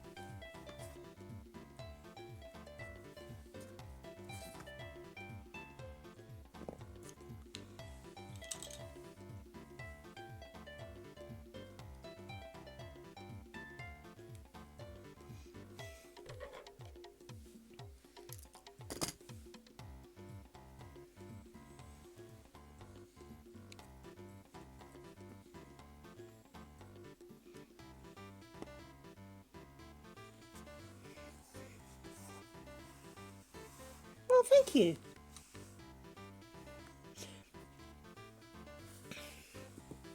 Well, if it's any... Hello. Well, first of all, it's hang on. It is 1:30 a.m. for me, so this is not a normal time for me. But on a Saturday, I do a late night one because, well, it opens it up to a few more people who are up at this stupid hour, but also who are not from my country. So, it is very much to try and spread the load. So, for example, yesterday, Friday, because of course technically it's Sunday now, but Friday, I stream at 2 p.m. my time. Because, well, I don't work Friday afternoons because I've done my work hours by then. As a result, this allows for people in countries where it is more suitable for them. Now, I don't tend to do early morning streams because, well, I'm buggered if I'm getting up early. On a me day, and obviously when I'm working, well, I'm working. So I do have a disadvantage in that respect. But you know, I have a full-time job after all. However, I can be found here most weeks. I have every intention of... I have a schedule up. It is not an accurate schedule. But it is an approximate time I intend to start the stream. So, for example, it will say that, I know, between 5 and 7 on a weekday. What that means is I expect to start between 5 and 7 on a weekday. So, depending where you are in the world, some of my streams should be accessible to you, kind of at some point, wherever you may be. And I just sounded like the Lords of the Dance then. Dance, dance, wherever you may be. I missed. Yes, as for learning bobbin lace, I am no expert. However, this is finishing off my 8th square. They're all the same, I will point out, but my 8th square. When I'm saying I'm no expert, to be honest, I wouldn't say I was an expert at anything, even the stuff I do as my profession, and I've been doing that for, well, a very long time. It's about 37 years, but it is, well, actually it's a bit longer than that, but we won't go into that. Technically, I would argue it's the best part of 40 years, but the earlier years were while I was still at school and very much an ad hoc basis. But I did get paid for it, so, you know, I can't really argue that, yeah, I can't really claim it wasn't professional, because after all, you're professional once you paid for it, really. So yes, however, as for learning, you are free to ask any questions you like. I can't guarantee sensible answers, but I will do my best to answer and explain anything I can. I do a number of styles of lace, which we have covered on channel. My channel is backed up to YouTube, so after I log off this morning, whatever way you want to think about it, I will upload it, set it uploading to YouTube, so the historical stream is there. Some of the past episodes include me losing my marbles, with frustration and stress, and you know, that's definitely a thing in some of them, but it is, you know, it was part of my journey. Now, I am arguably doing this more to record my journey than to make you guys part of it, but it is nice to walk along with friends rather than on your own. So rather than just videoing it and sticking it on YouTube, I stream it so you can talk to me and I can talk to you, which I find does help. It feels like I've got an ant walking on my forehead. So yes, but you are free to ask anything you like. If I know the answer, I'll share it.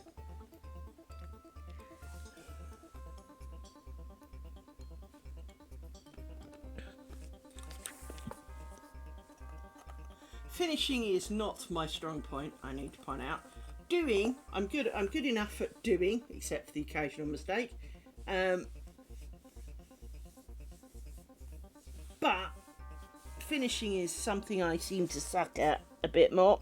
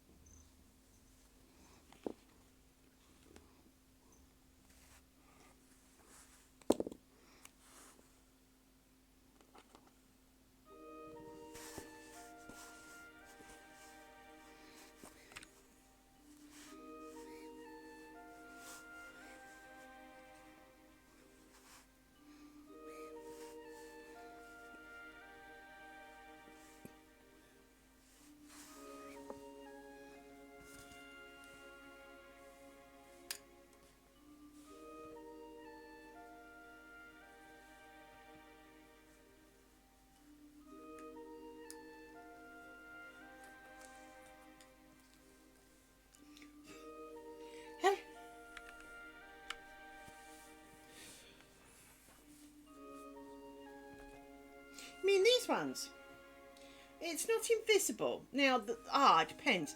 The original testing strips, yes, but my sanity wasn't worth it.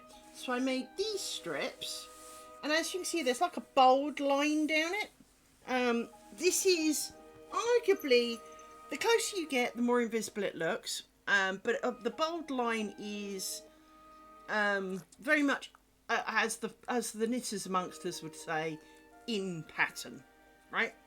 So from that point of view, a successful join has been had, and one that I do feel I could arguably live with. I have another strip that I've almost finished, where I'm going to try a slightly different thing, and then there's going to be another strip where I try yet another thing. I did originally point out that there would be a potential need for a lot of strips, but I have been playing with those, so those are a thing. A decision has been made to reduce this curtain to a half curtain, hence I am currently completing triangle number 4 of this square, and then there'll only be one more square before we will be converting to strips. However, I have yet to decide exactly how those strips are going to manifest, in that I need them to be 1 metre long, and I need to decide how frequent little knobbly things and pattern is. So for example, if I've got like big, small, big, small, big, and obviously I could do big, big, big, big, and so have, you know, skip out some of it.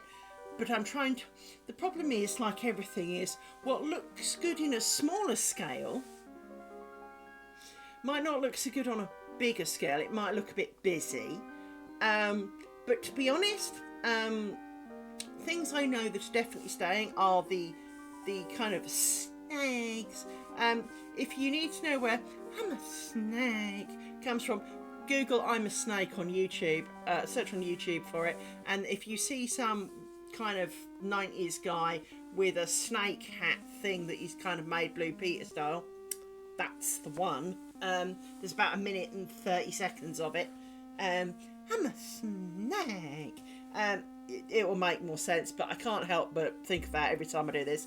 So the snakes will stay, and as Naughty Celt's grimacing, yes, I still have my water snakes to hand. I've just slightly moved them a bit further away. To be honest, I think if I left this plain, it would be too plain. So I do need some form of pattern on it. But if I think of, bear in mind, this is basically the same size as one of the squares. This feels a lot lighter and a lot kind of, well, net curtainy, to be honest.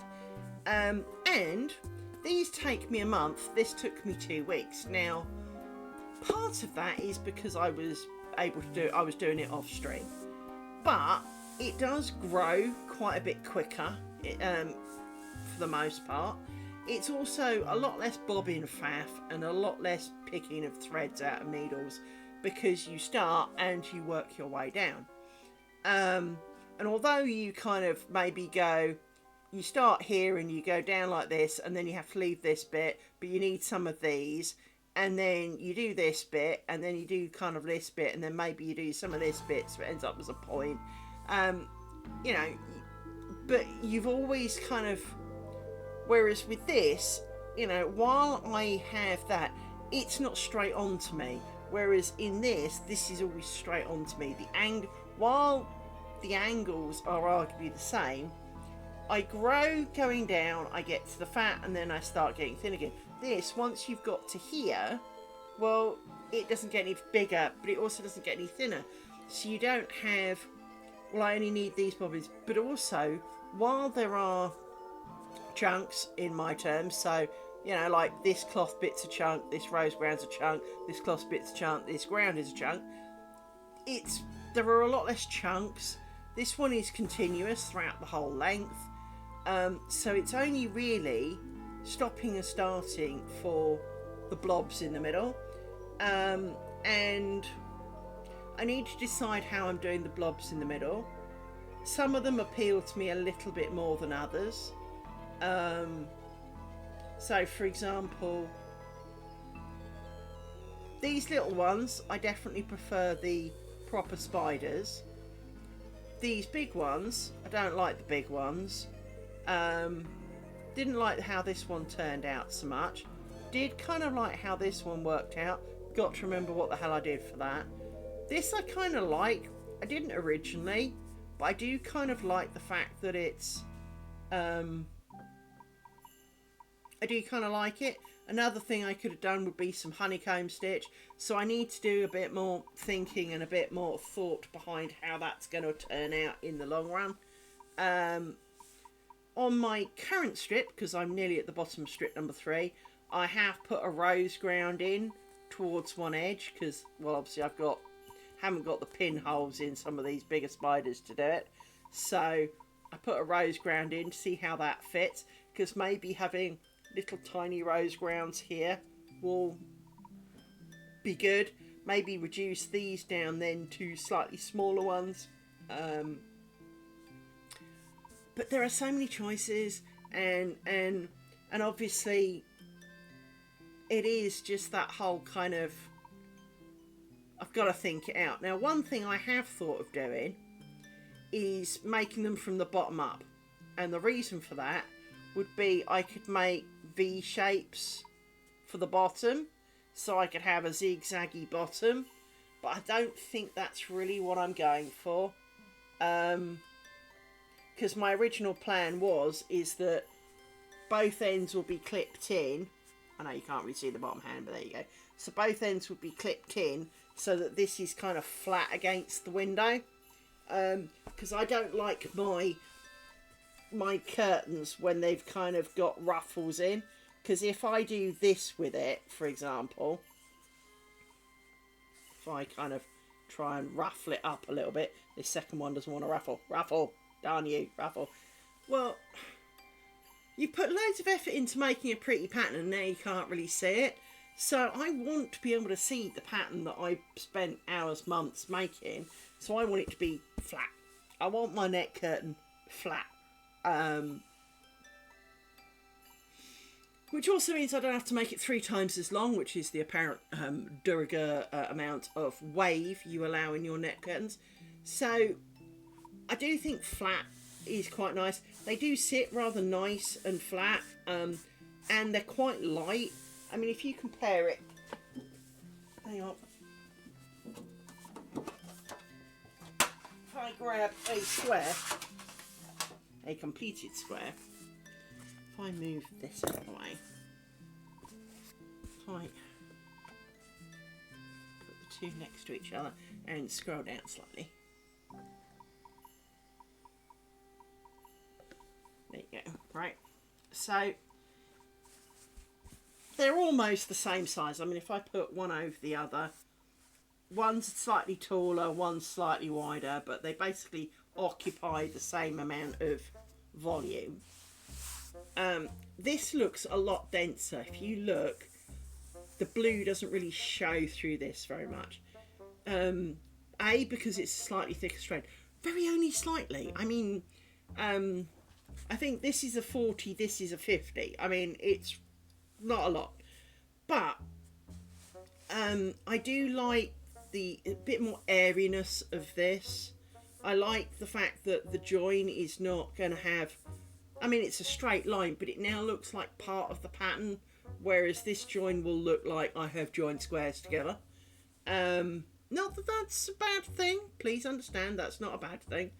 But it is kind of like everything. I really like these, do not get me wrong. I do like these, I do like how I think it's going to look. But I think I also will like this more, if that makes sense. So rather than doing another, well, at this point 10 of them, converting to these, and once again I've then got choices. Like I said when I originally started out with this project, I have, you know, because you've got 18 squares, I could do an outside bit with 4 different in the middle, or I could do 4 in the corners, or you know, there were choices along the way. With this, because each square is basically 2 of these equals 1 of those. It's about 7-ish. I'm going to have to check and, you know, do all of that. But let's say I need 7 of these, because obviously I can overlap the pane slightly. You know, I was trying to be kinder on myself and make these smaller.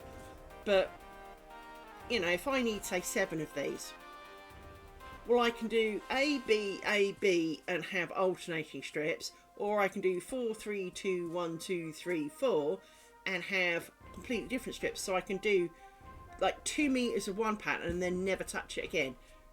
2 meters of the next pattern, never touch it again.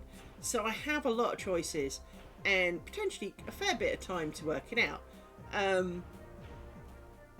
As I said, this took about 2 weeks, and part of it was it's a lot less stressful in terms of you're not turning your work, you're not kind of, while you do rotate bobbin piles from side A to side B a bit, it's all in the direction of towards you, whereas these, I'm trying to push them behind it. You don't really do that with a roller pillow. And so I'm nearly done with strip number 3.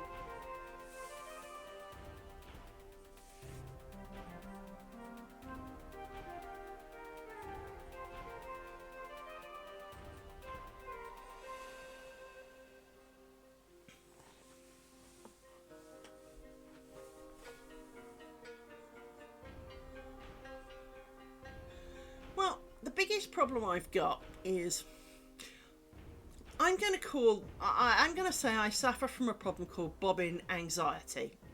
Now, this pattern, both of these, basically take just shy of 100 bobbins. And I'm not the kind of person. This is a bobbin. This is a pair of bobbins, right? Because some people, in some places, they refer to a pair as a bobbin. So, for clarification, it's about 48 pairs, right? So it's 96 bobbins. I am comfortable with 96 bobbins. I think on my roller pillow, I could be comfortable with a few more. But only a few more. I really, really want to make a one-piece wonder, right? Because it would look phenomenal. But at this point in time, I don't think my sanity would take making it in one piece. The number of bobbins I'd need would be hysterical. And to be honest, the Lace Date software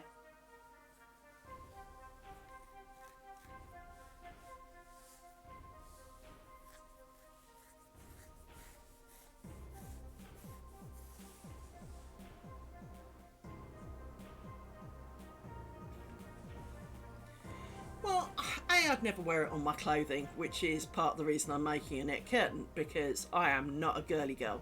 Lace is the most stupid hobby I could ever have.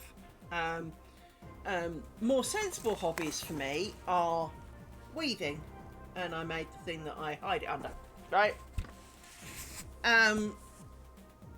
I do not need lace in my life. Nothing in my house has lace on it.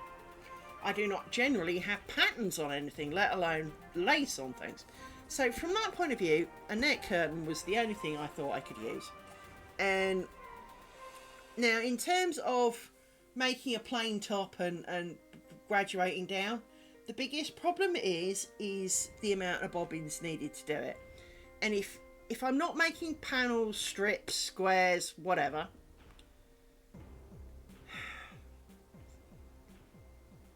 then I've got to try and make it in one piece. Now,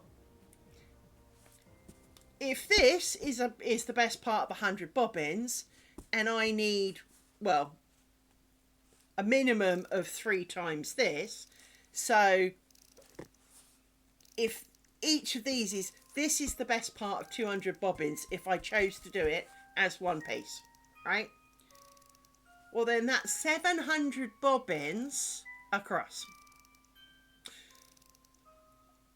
I don't think I could mentally cope with 700 bobbins. Now I do have a lace cushion that could make something that wide. It is pretty much end to end. I have a bolster cushion that is wide enough that I could do that. And at some point, I do at least want to try, right? Now, it might be I make more of a valance, shall we call it, but I make it from the top down. And that if I'm really capable, so I don't want to set myself a sight that I can't realistically achieve, right? So I might do like a 4-inch, but that's still going to take forever, you know. Now, one advantage of doing, say, a 4-inch one is that by the time you've got, if let's say that's about 4 inches, well, then diagonally it only has to get this far. So after then, you could technically reuse the bobbins. And I would have to make sure I didn't do that, so that should I wish to make it more than 4 inches, I have that option. But I do think that I have to challenge myself to do that at some point. Now, another way of reducing bobbins, of course, is using bigger thread on a bigger grid. Silver Dragon, who is a great and glorious guy, has been making scarves. Now, he does not use tiny thread. He uses decent sized crochet cotton. Now, it's not ridiculously bigger. It is, kind of this kind of thickness. Now, this has got black marks on it because, well, I used it for something else that I'll show you in a minute. But if I compare the two, if I zoom in on that bit for you, just so you can see it, hang on, wrong direction, there we go. No, it is up, there you go. Hopefully you can see that this thread is quite a bit thinner than this width-wise one. If I lay it in a kind of a similar vein, it might make it a bit more apparent, right? But the thicker it is, the less bobbins you need, because, well, the less bobbins you need. And talking of bobbins, another side project that I have found myself working on are these. And I will zoom out again, don't worry. Are these. Let me put these over here. I made these. I have made these bobbins. And I put some...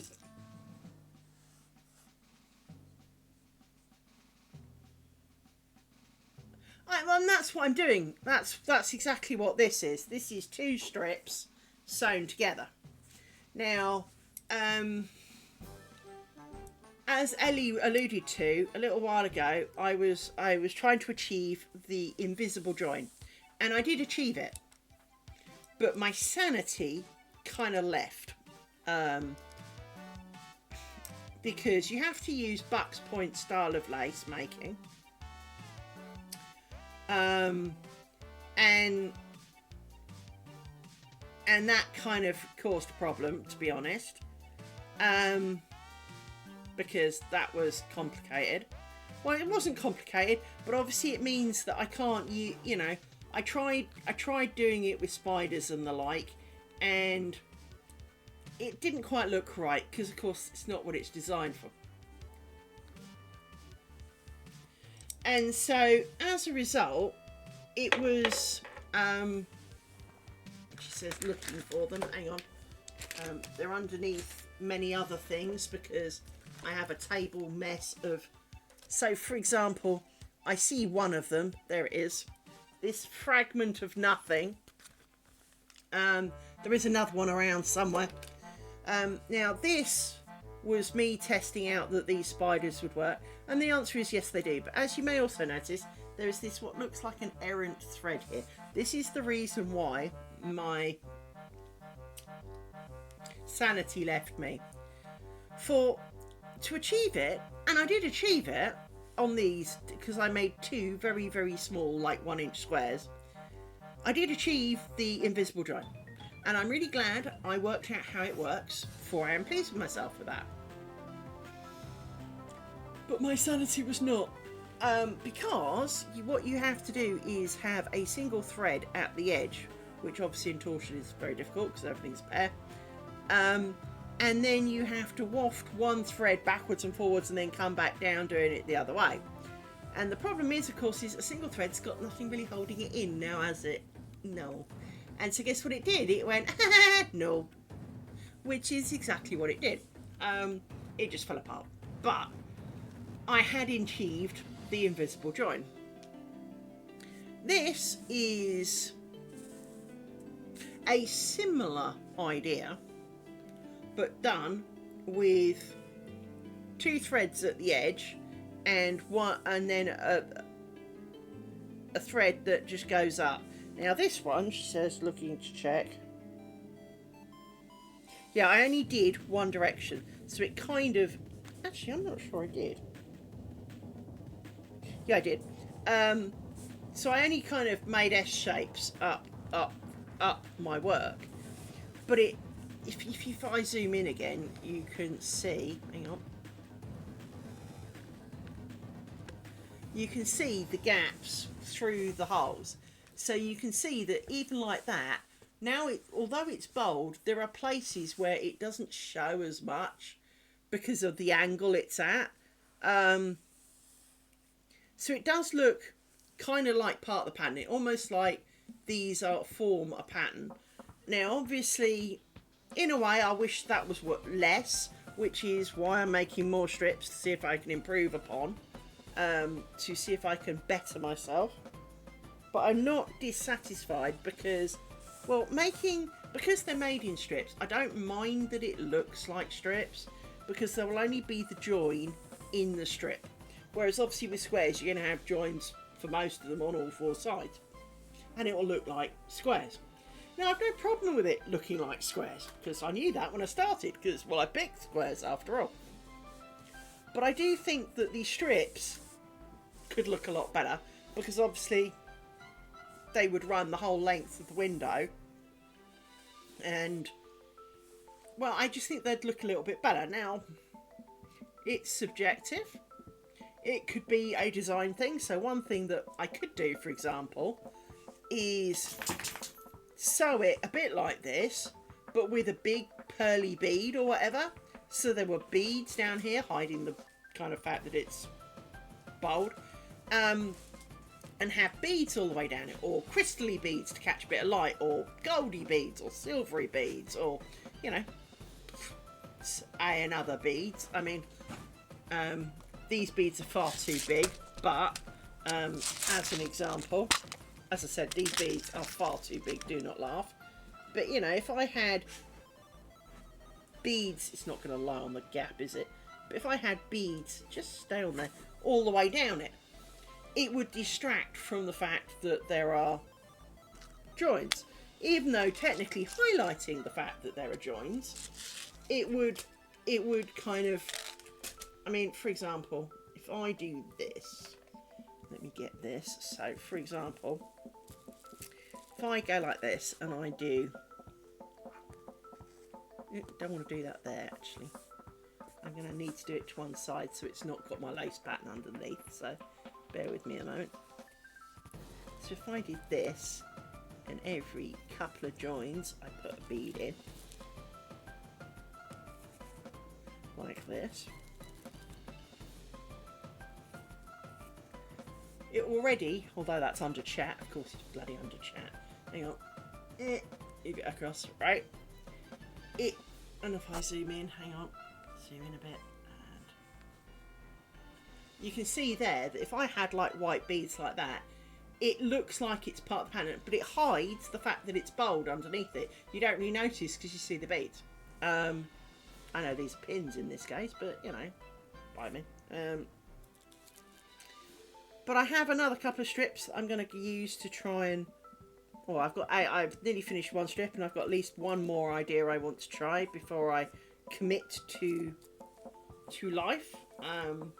Exactly the full plan, but it is just one of those things. And so I did achieve the invisible join at the cost of my sanity.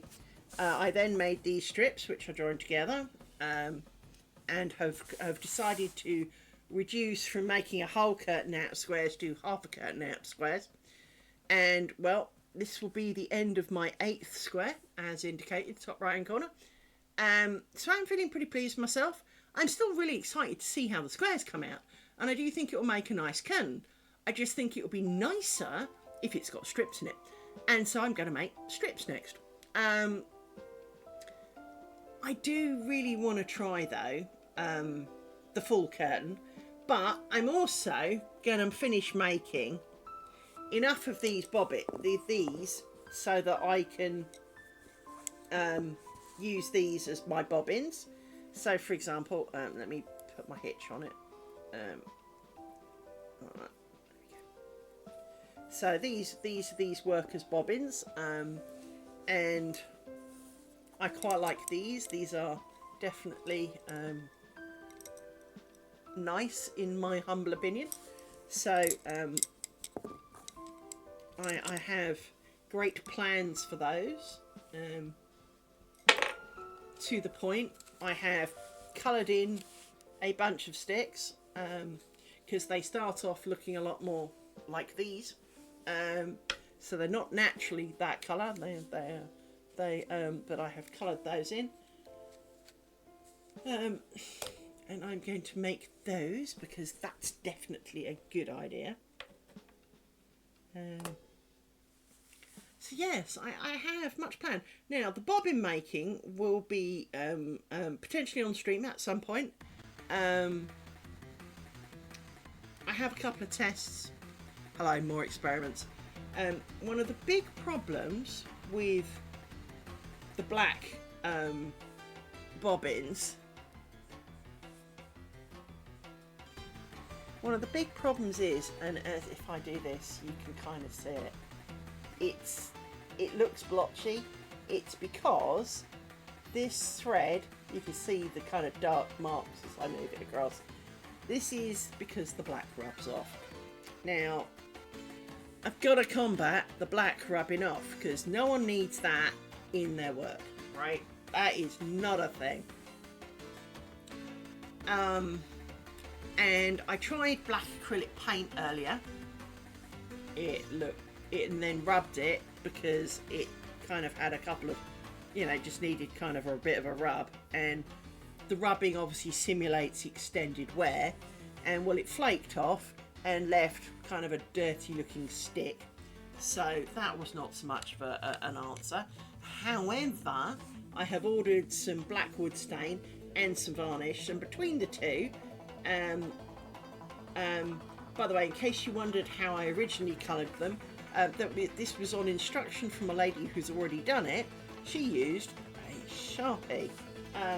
So I used a Sharpie, but it over pigments it a bit too much. It's like over dye in the whole dyeing world, and it's not really apparent on camera, but even in person, even in the right light, because when I colour my sticks I have to hold one end obviously, so then it kind of meant that there were pale ends with black sticks. So I held, once they're dried, I held the black end and filled in the pale bit. But I'd rubbed the black bit to get rid of some of the over dye, and I can see where their difference. Well, it probably is, but I think trying black wood stain could be a good plan because there is a good chance that it will sink in, it will be blank, and it will not leave pigment on the outside.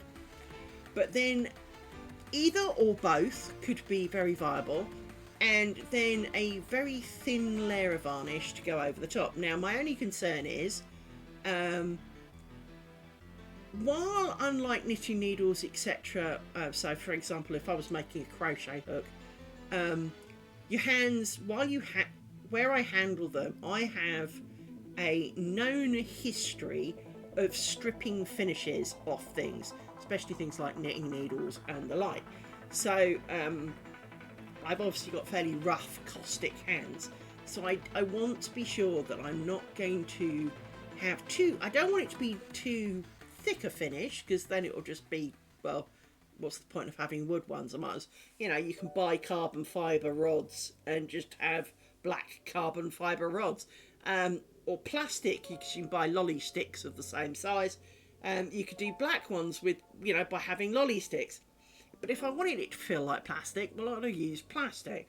And varnish can feel a little plasticky to the end. So I am kind of hoping that in between Sharpie or black wood stain and a very thin layer of varnish, I'm hoping the black stain doesn't rub off once it's set and you've given it a bit of a rub.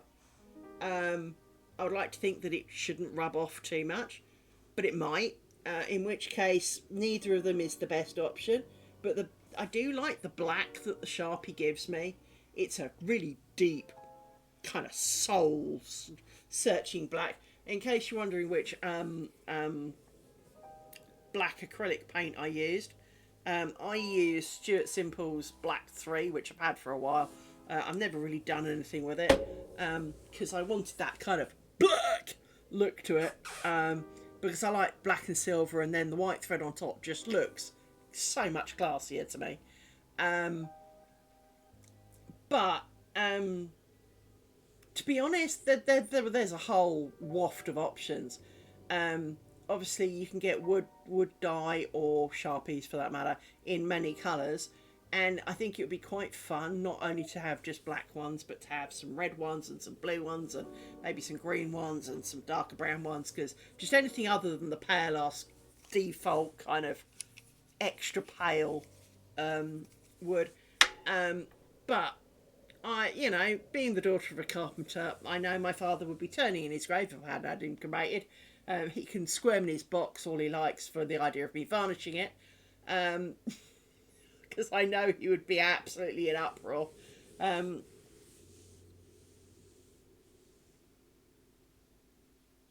Oh God, no. Oh no, don't let me with flames. No.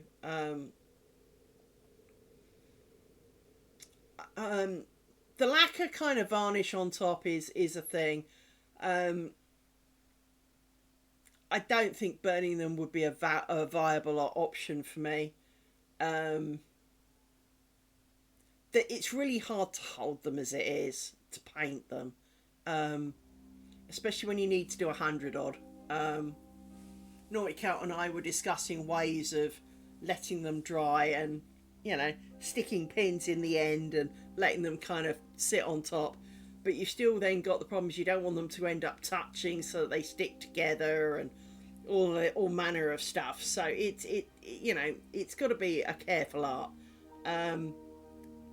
But I am really excited to make my own bobbins because I do like the look of them, and I am a bit of a bobbin whore. I kind of have this kleptomania of bobbins, and so to make my own kind of really is kind of quite cool. I mean, the only disappointment when you've got them dead flat is that these sticks to hold your bobbins don't tend to work so well, which is why I've got big chunky beads at either end so that it helps with the sliding out. Because the other bobbins that I've got, and I do have, hang on. Sorry, yes, I moved and it slid. Hang on, let me put this away. Right, let me put this away. So, I do have other bobbins. Now, I have lots of other bobbins, but I have been using these on my strip. She says, trying to extract one out of the bag. Right, now these are dead straight. They have a really good weight to them, listen. They have a very good weight, whereas if I drop this, and then I drop one of these, actually it doesn't sound quite so different, but these have a lot more weight than these. These are very light. These have a lot more weight. But these also suffer from, they can just slide in and out, but they've obviously got the necks, which mine won't have necks. So I did look to try and get something for a neck. I wanted kind of thin, almost like split rings, but without the split in them. I wanted little rings that I could put on it, but I couldn't find any. But these bobbins are great. Listen. They've got a much deeper chunk. This is because the beads on them are metal. So the ones on the end aren't beads. They're ball bearings, right? Then there's like a bead, and there's 3 beads at the other end. but they have quite a weight to them, and they are bottom centric, which is quite good, but they've got a reasonable amount of the weight at the top, so trying to balance them won't work, but they're not too far off. It's about there somewhere. I am terrible at balancing things. So it's fair. It's off center, but they're not ridiculously overweighted one end or the other. But they roll, so they roll across the thing. So that's a good thing. But they don't. They have a dampening effect, so that they roll a bit, but they don't tend to just like a little bit of a breeze, and they don't kind of go like Honiton bobbins do, which drive me nuts. So, I because I like heaviness, because I'm not a dainty person, I use metal beads, but of course you can use plastic ones. But I quite like the silver and the black look. It just kind of... I mean this with all the right intent. It reminds me of my dad, because my dad was perpetually with a walking stick. And when he went out, on the toff, because he used to go to the Royal Ballet a lot, so he used to get all dressed up to the nines, his walking stick was a black walking stick with silver work, and I think that's part of my draw to it. While it's only taken me till today to realise that, I do think that's part of my draw. But it does look, just to me, they have an element of... They look expensive to me, whereas... The reality is they're not much more expensive than... They're actually, I think, cheaper than these. But they have an air of expensive to them. Now, I wanted proper ebony bobbins. But first of all, holy shit, have you seen the price of ebony bobbins?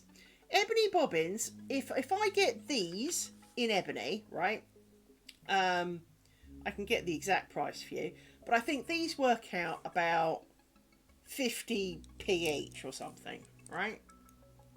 If you want them made of ebony, exactly the same style, so, basically this made of ebony is now £5.60 plus shipping, right? And if you wanted 100 of them, well, that's £567. If you wanted more than 100 of them, which kleptomaniac here kind of likes to have some spares, if I tell you these were these flat ones, so these ones were a little more expensive, but I bought 700 and something for 550 quid. So, but I bought 750 of them because I really do like them because they're heavy, right? So I don't need more bobbins. I have an entire room full of bobbins, it seems. I've got standard Midlands bobbins, the ones with spangles, the ones that I can't stand. For those who are not sure, this is a Midlands bobbin. Absolutely hate these. Not because I hate the bobbin, I hate the spangles. Because spangles mate and catch on everything. Now, they do stop them from rolling, but if you're trying to do like I do with my cloth stitch, they get in the way and they just catch on everything and it annoys the crap out of me. Honiton bobbins are like toothpicks, and while you can get a lot of them on a table and great, sneeze and you're going to spend a week tidying that up. For they're like feathers, they weigh literally nothing. But I've got quite a few of them. I've also got some Galician bobbins, which are real freaking chunky. I'm talking steroidal kind of chunky. I've got some slightly less steroidal ones, which are, I can't remember what she called them, which are nice, but they're a bit, you don't get many on a stick. And this is the problem with the chunkies, is that you don't get many on a stick, so now you have more sticks, and well, it gets a bit confusing. But an awful lot of them have a design flaw, in my opinion. Let me get you one, hang on.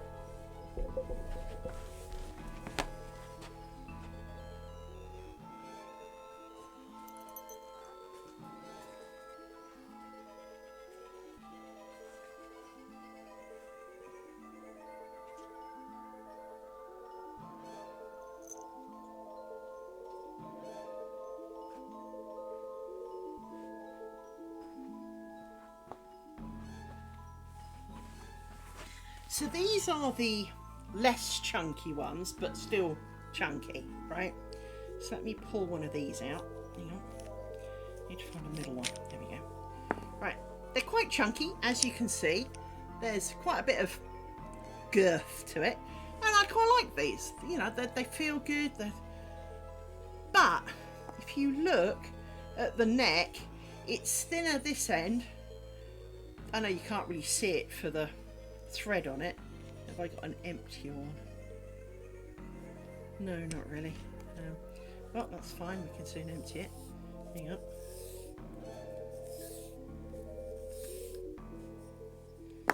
If you look, it's much thicker that end than it is that end. Well, what does that mean? Well, of course, it means that the moment your thread slightly loosens, you end up with it doing this, which is when it slides down the bobbin and goes all baggy. And because this rose is so big on them, it didn't tend to hold on to the thread very well, because, you know, it was almost too big. And so as a result, I love these bobbins, but I hate these bobbins because I tried originally putting the thread at the top so it was next to the rose, but it doesn't stay on the rose very well. Now I have sin hats now, so these would probably work better. But these are more for working on a bolster pillow. As same with the Galician ones.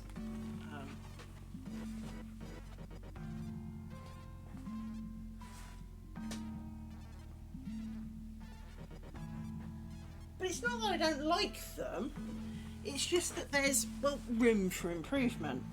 And I wanted on mine, as I say, I wanted like a split ring, but not with split, so that round the middle, kind of here, there would be a pair of rings. Just thin, nothing fancy, nothing great, just two small delicate rings that would channel one of these straps so that it would help it catch and stop it sliding. But sadly, I couldn't find any of the right size, so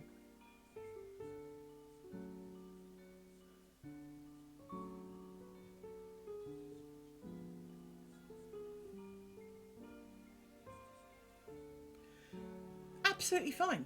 I started with clothes pegs. I used the dolly kind, mind, and they're huge. Let me show you which ones I got. Hang on, because it will be on my Amazon order.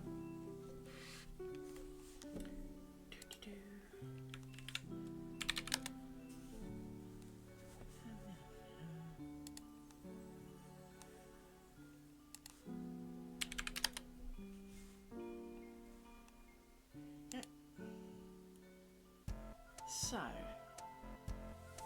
I ordered these. I got these dolly clothes pegs. I use these. Now, I need to point, you have no, for scale, they're about 6 inches long and about ½ an inch in diameter. They're huge. But you wind round where the slit is and then put your half hitch, or you put, you know, but you put your half hitch around its head, right? So I used those, and I found that perfectly comfortable. So using half a clothes peg, the whole of a clothes peg, absolutely. Also, remember, I am making them from these. I'm making my bobbin from these. I have bought these from Amazon. Well, you too can glue plastic beads on them. Then, I mean, an awful lot of people have done plastic beads, right? And what they do is they put two big plastic beads at the top and a number of plastic beads at the bottom. So you've got a middle bit which forms a neck to wrap your thread round. You've got a sort of rose that you can put your thread round for the half hitch. like I have here with my ball bearing. So I know it's come off, but it's because they work best under tension after all. So you put your half hitch on and wrap it round the bottom of the ball bearing in my case, but if you had 2 beads it would do exactly the same. It goes between the gap and then it doesn't slide off. And you'd fill, say, from here downwards with plastic beads. You can make them as colourful or as boring as you like. Personally, I'm drawn to where's the beads that I quite fancy. Hang on, let me go back here.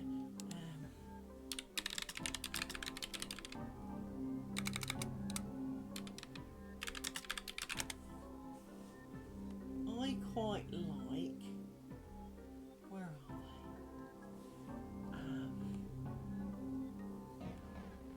Have you ever noticed you can never find shit when you look for it? Hang on.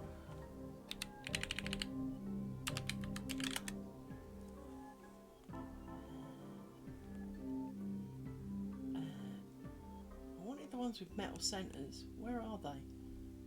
You couldn't help but show me them before. Come on. I mean, for example, let me show you what I'm looking at.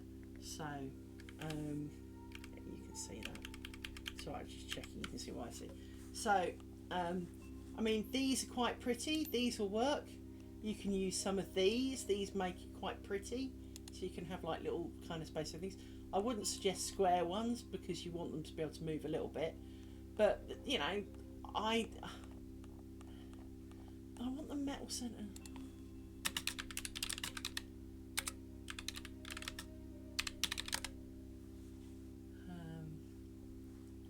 They look a lot like these, but they're not. Hang on. As I say, why is it that it will show me them when I don't want them and not when I do? You know.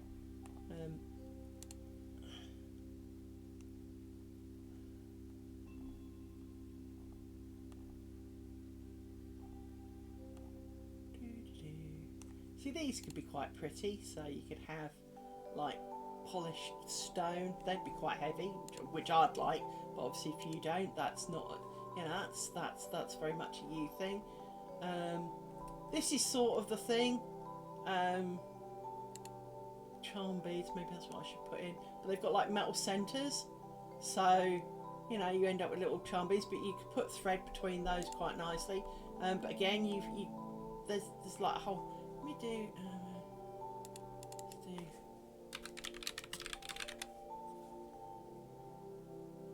Thank you. What? Thank you.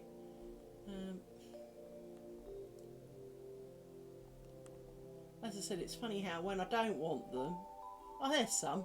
There you go. Like these, so you could get a whole waft of pretty patterns, and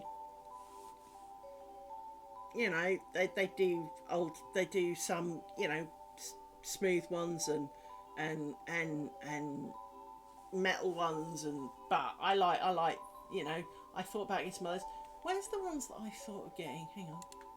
No laughing at my wish list is or my order list for that matter. Where's my list? Where's my wish list? Wish list. There we go. These ones. So I thought about getting these because I quite liked how these looked. So sort of swirly, kind of colourful, but harmless, frankly. Kind of beads. I thought about getting some of those because they're smooth. That'll work quite nicely. But yeah, all you need to do is I got 5mm dowels, and then all you have to do is make sure that the hole in the middle is big enough for what you're doing.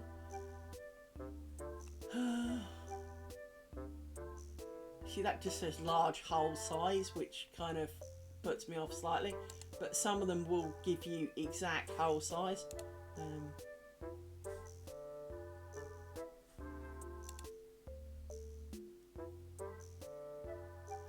one doesn't say either. That was a darker, similar kind of set, So you can see there that there's, you know, interesting different colours. But if you look for large hole beads,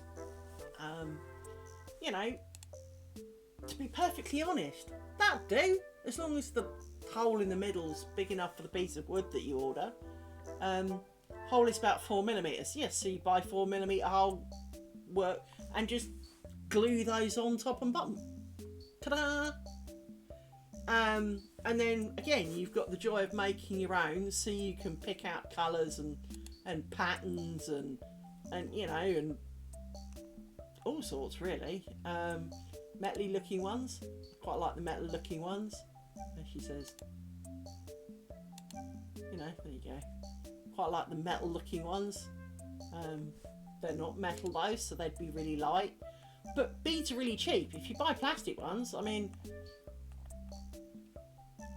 1,000 pieces of beads, right? These ones here, 1,000 beads. So if you made 100 bobbins, you can have up to 10 beads per thing. So you'd have 2 at the top and 8 at the bottom. That's plenty. Absolutely plenty. And,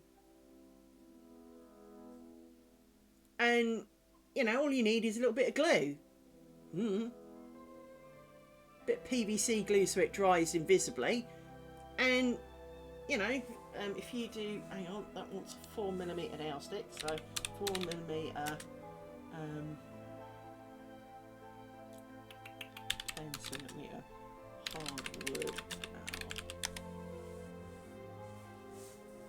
Oh, fuck off! Stupid piece of crap.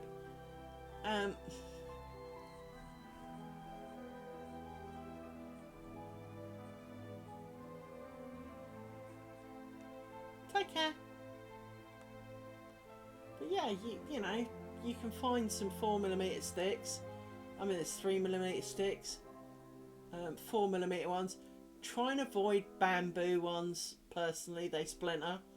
But you know, if you search for 4mm hardwood down. Amazon does have a horrible habit of randomly showing you. So you search for 4mm dowels and it's come up with 3mm by 20. But there you go. So you've got 30 centimetres. Chop them in half. There you go. Now you've got 20 bobbins out of that for £5. But some of them are a lot cheaper.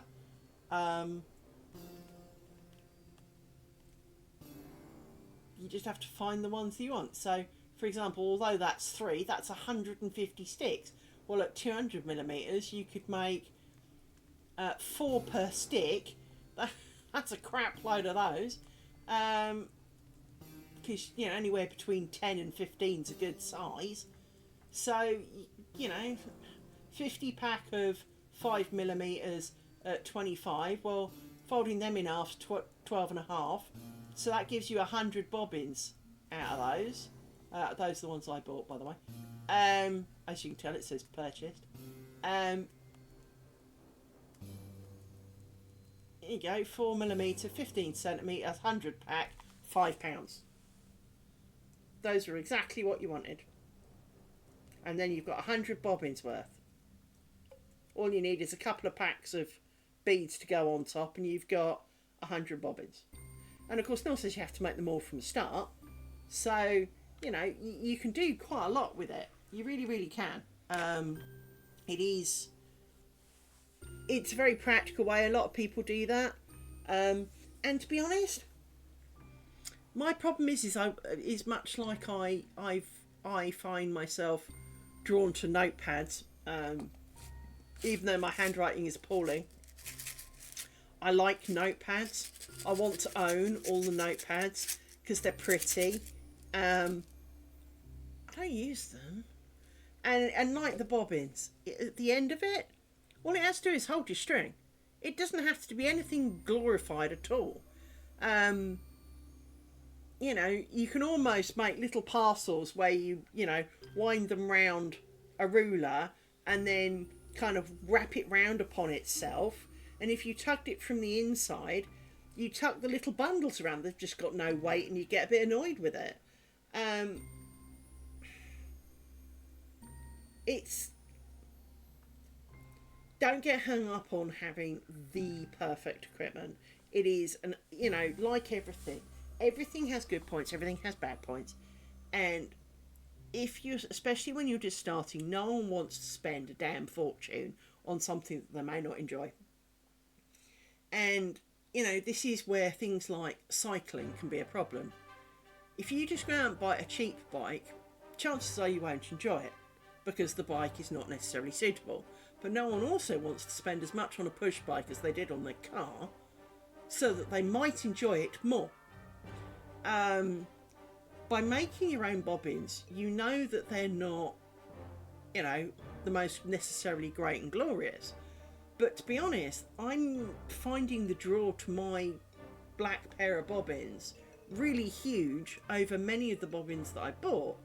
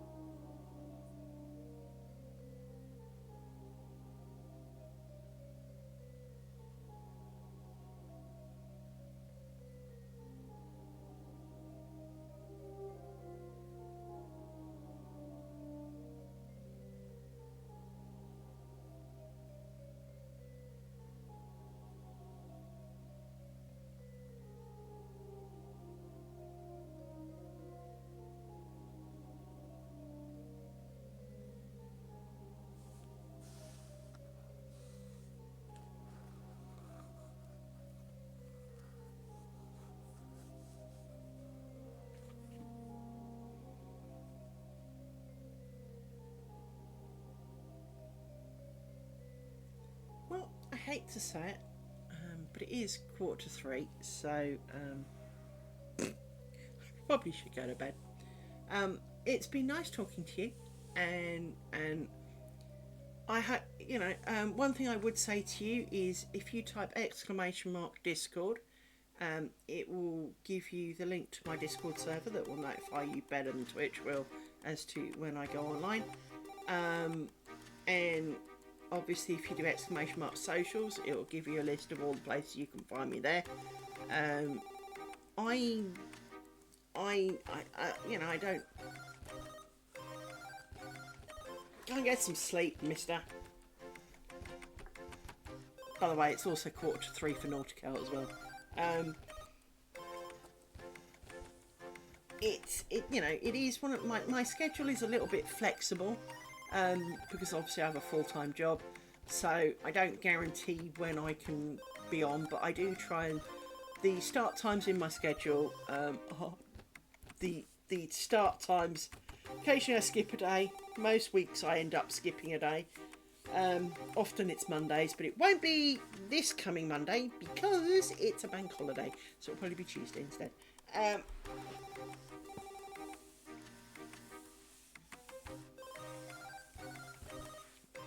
Good night, everybody, and thanks for everyone else who came to stop by and who's been lurking quietly in the background. It's always good to have you here. Take care, and I shall see you again tomorrow. Bye bye.